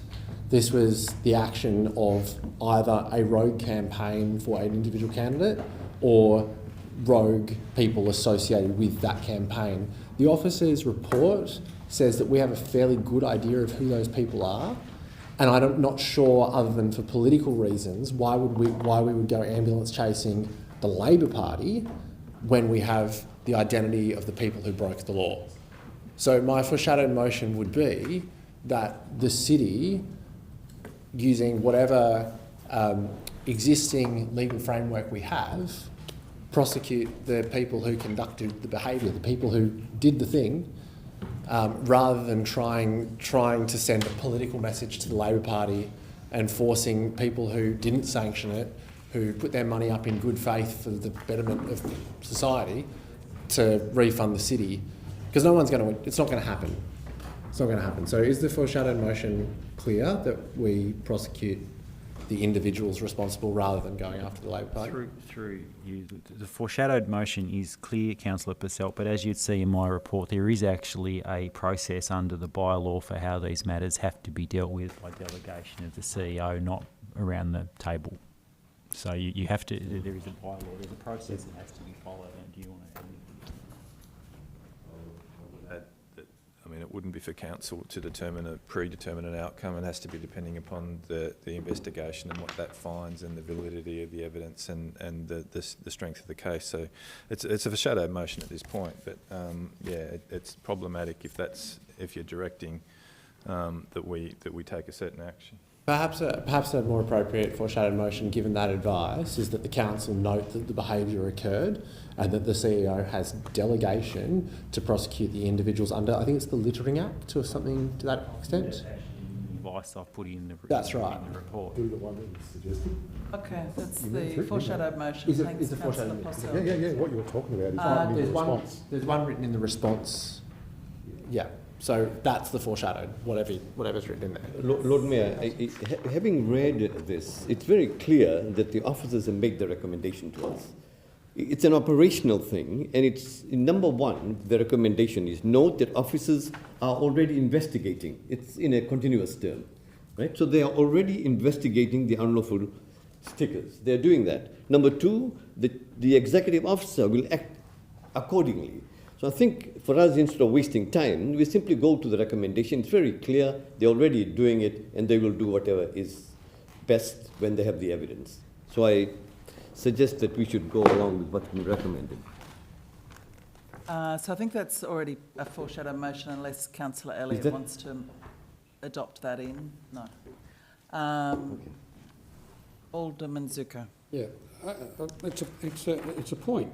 The officers are responding to the notice of motion that was put. I wouldn't have known that the officers are going down that track if the notice of motion wasn't here in the first instance. So the motion, to my point of view, is quite valid. It's quite appropriate. The officers are just making reference to what is occurring.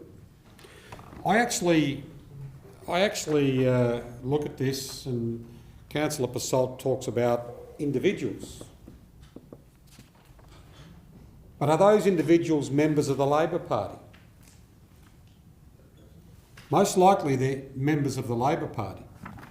Just like a sporting club, if there's a complaint gone to the Collingwood Football Club on actions of a member, it's up to the Collingwood Football Club to take action against that member. What this motion here is saying to the Labor Party, one of your members did X. And we are saying to you, because that member did X, we are seeking reimbursement of costs associated with rectifying what your member did. Like many AFL members who have been banished from clubs for doing things untoward, this is very similar. So it's a twofold situation, not a single-fold situation here. The officers can take action against the individual. We are saying that members of your party took this action, and we are asking you to rectify it. And hopefully the Labor Party, or if it was the Liberal Party or One Nation or the Greens, will take action against the individual as well.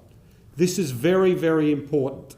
So don't just discount the factor of the individual and the report by the officers. This notice of motion has now given me the information that we're taking action possibly on the individual, but we need to take action against the organisation that this person is involved in. And I've got to say, if this was one of my employees, I would like to know from the customer that my employee John Kelly did something untoward to customer Bill Harvey, so I, as the owner of my business, will take the appropriate action. I think this motion is more important than what you all think it is. So I'm happy with the amended component of it, and I fully support it, and I ask you all to support it on the basis of what I'm trying to explain to you. That this member of this political party needs to be taken to task by the party and hopefully suspended from the party. That's what needs to occur as well. I will be supporting the motion. Councillor Alderman Bloomfield. I think the easy question to ask is, who benefits? And ultimately, in this particular instance, it was the Labor Party. It was a generic advertising from memory. It wasn't for a particular Labor Party member, it was for the Labor Party itself. So they generically benefited from the vandalism. So therefore they should generically be responsible for such, and if they are lucky enough to know who did the work, then those people can be personally responsible. That's how I would say these things need to work and should work. And what I like about this motion is that it actually starts to send some precedent. It starts to send the message out that if you're going to run, this isn't acceptable. Because sadly, this is not the first time this has happened. We also saw stickers everywhere, I think in the, which one was it, the 2018 council election, wasn't it? There were stickers all over over everything, and it took forever for them to be removed, and no consequences whatsoever for it, unfortunately, that I knew of. So, frankly, this is the first time we've seen some consequences, and I think it's appropriate, because going forwards, ratepayers shouldn't have to fork out to clean up after somebody else's election. Okay, any further discussion? Councillor Elliott, did you want to sum up? Yes, I will, just briefly, thank you. Yes, we're making assumptions around how the Labor Party will, well, if they choose to, how they will choose to pay for it. I can understand Councillor Purcell's that they don't want their donors' money used for it, but they might very well, it's clearly identified. Actually, there was 3 individuals involved in it that have been captured on video. They might very well, Labor might pay it and seek to recoup it from them. The candidates or leaders might choose to pay it themselves, and they might ignore it. But I think it's really important from a precedent perspective, like Alderman Bloomfield said, and that's where I'm coming at it from, because this is obviously not the first time that this has happened. It's not the only time, it won't be the last time, but it's a time where it's been en masse and over several days when we've identified the party, and it's been really brazen. So I think it would be irresponsible to turn a blind eye to it, notwithstanding there's been some public accountability already. But the alternative of going through the investigating and researching and options stage, that just costs ratepayers more. Instead, we can hopefully nip it in the bud, and I actually do think the bill will be paid. I know that if people with any decency would pay it and take ownership for it, because it was for their collective party and their volunteers are clearly misguided. I don't think it was intentional or instructed by the party itself. I don't think they would be that stupid, but I do think it is appropriate that they take ownership for it, and going down the compliance and legal pathway will only cost our ratepayers more.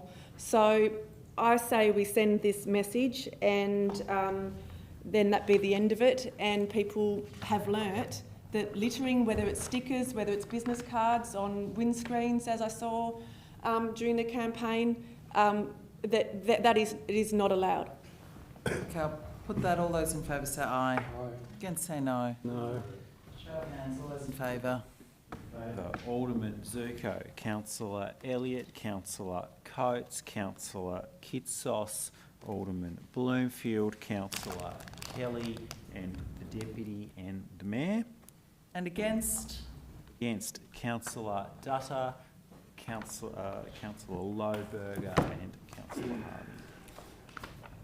Okay, that's carried. So now we'll move on to item 20, responses to questions without notice, that they could be received and noted. Moved by Councillor Posselt, seconded by Councillor Kitsos. All those in favour say aye. Against say no. Carried unanimously.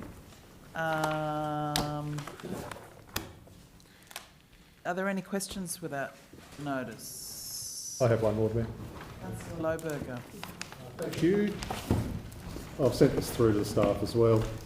Following reports in today's media regarding 4 pollution breaches in Hobart's drinking water catchment in 2022 in the Diana River that have only just been publicised today, I would ask that can the Lord Mayor and or the City of Hobart through the CEO please release to the media the Hobart City Council motion from our meeting of the 27th of May 2024, in which the Council voted unanimously for the establishment of a catchment management body in the River Derwent catchment that provides the majority of Hobart's drinking water supply. Thank you, Lord Mayor. Just trying to unpack it a little bit, yeah. It's a long sentence. But yeah. It's gone, Wes has got it too. Any others? Councillor Posselt. Can officers provide advice on investigating further off-lead fenced dog areas within the municipality, with specific reference to Fitzroy Gardens, John Doggett, Rangeview Crescent, Friends Park, Lower Wellesley and Mount Stewart Park, and any other identified possibilities to provide facilities for the community? Yes, obviously we listened to the debate today. The plan as it stands will go out for public consultation, and there's the opportunity, elected members are able to put submissions in respect to that, in terms of other points that they would like to see considered as members of the community. So we can certainly look at that, but we'll certainly listen to that, and we'll have a look at other opportunities around fenced-in dog exercise areas. Item 22 is responses to questions arising during debate. Can they be, the register be received and noted? Moved by Deputy, seconded by Councillor Lohberger. All those in favour say aye. Against say no. So I'd now like a motion to move into the closed portion of our meeting from Deputy Lord Mayor, seconded by Councillor Coates. All those in favour of closing the meeting?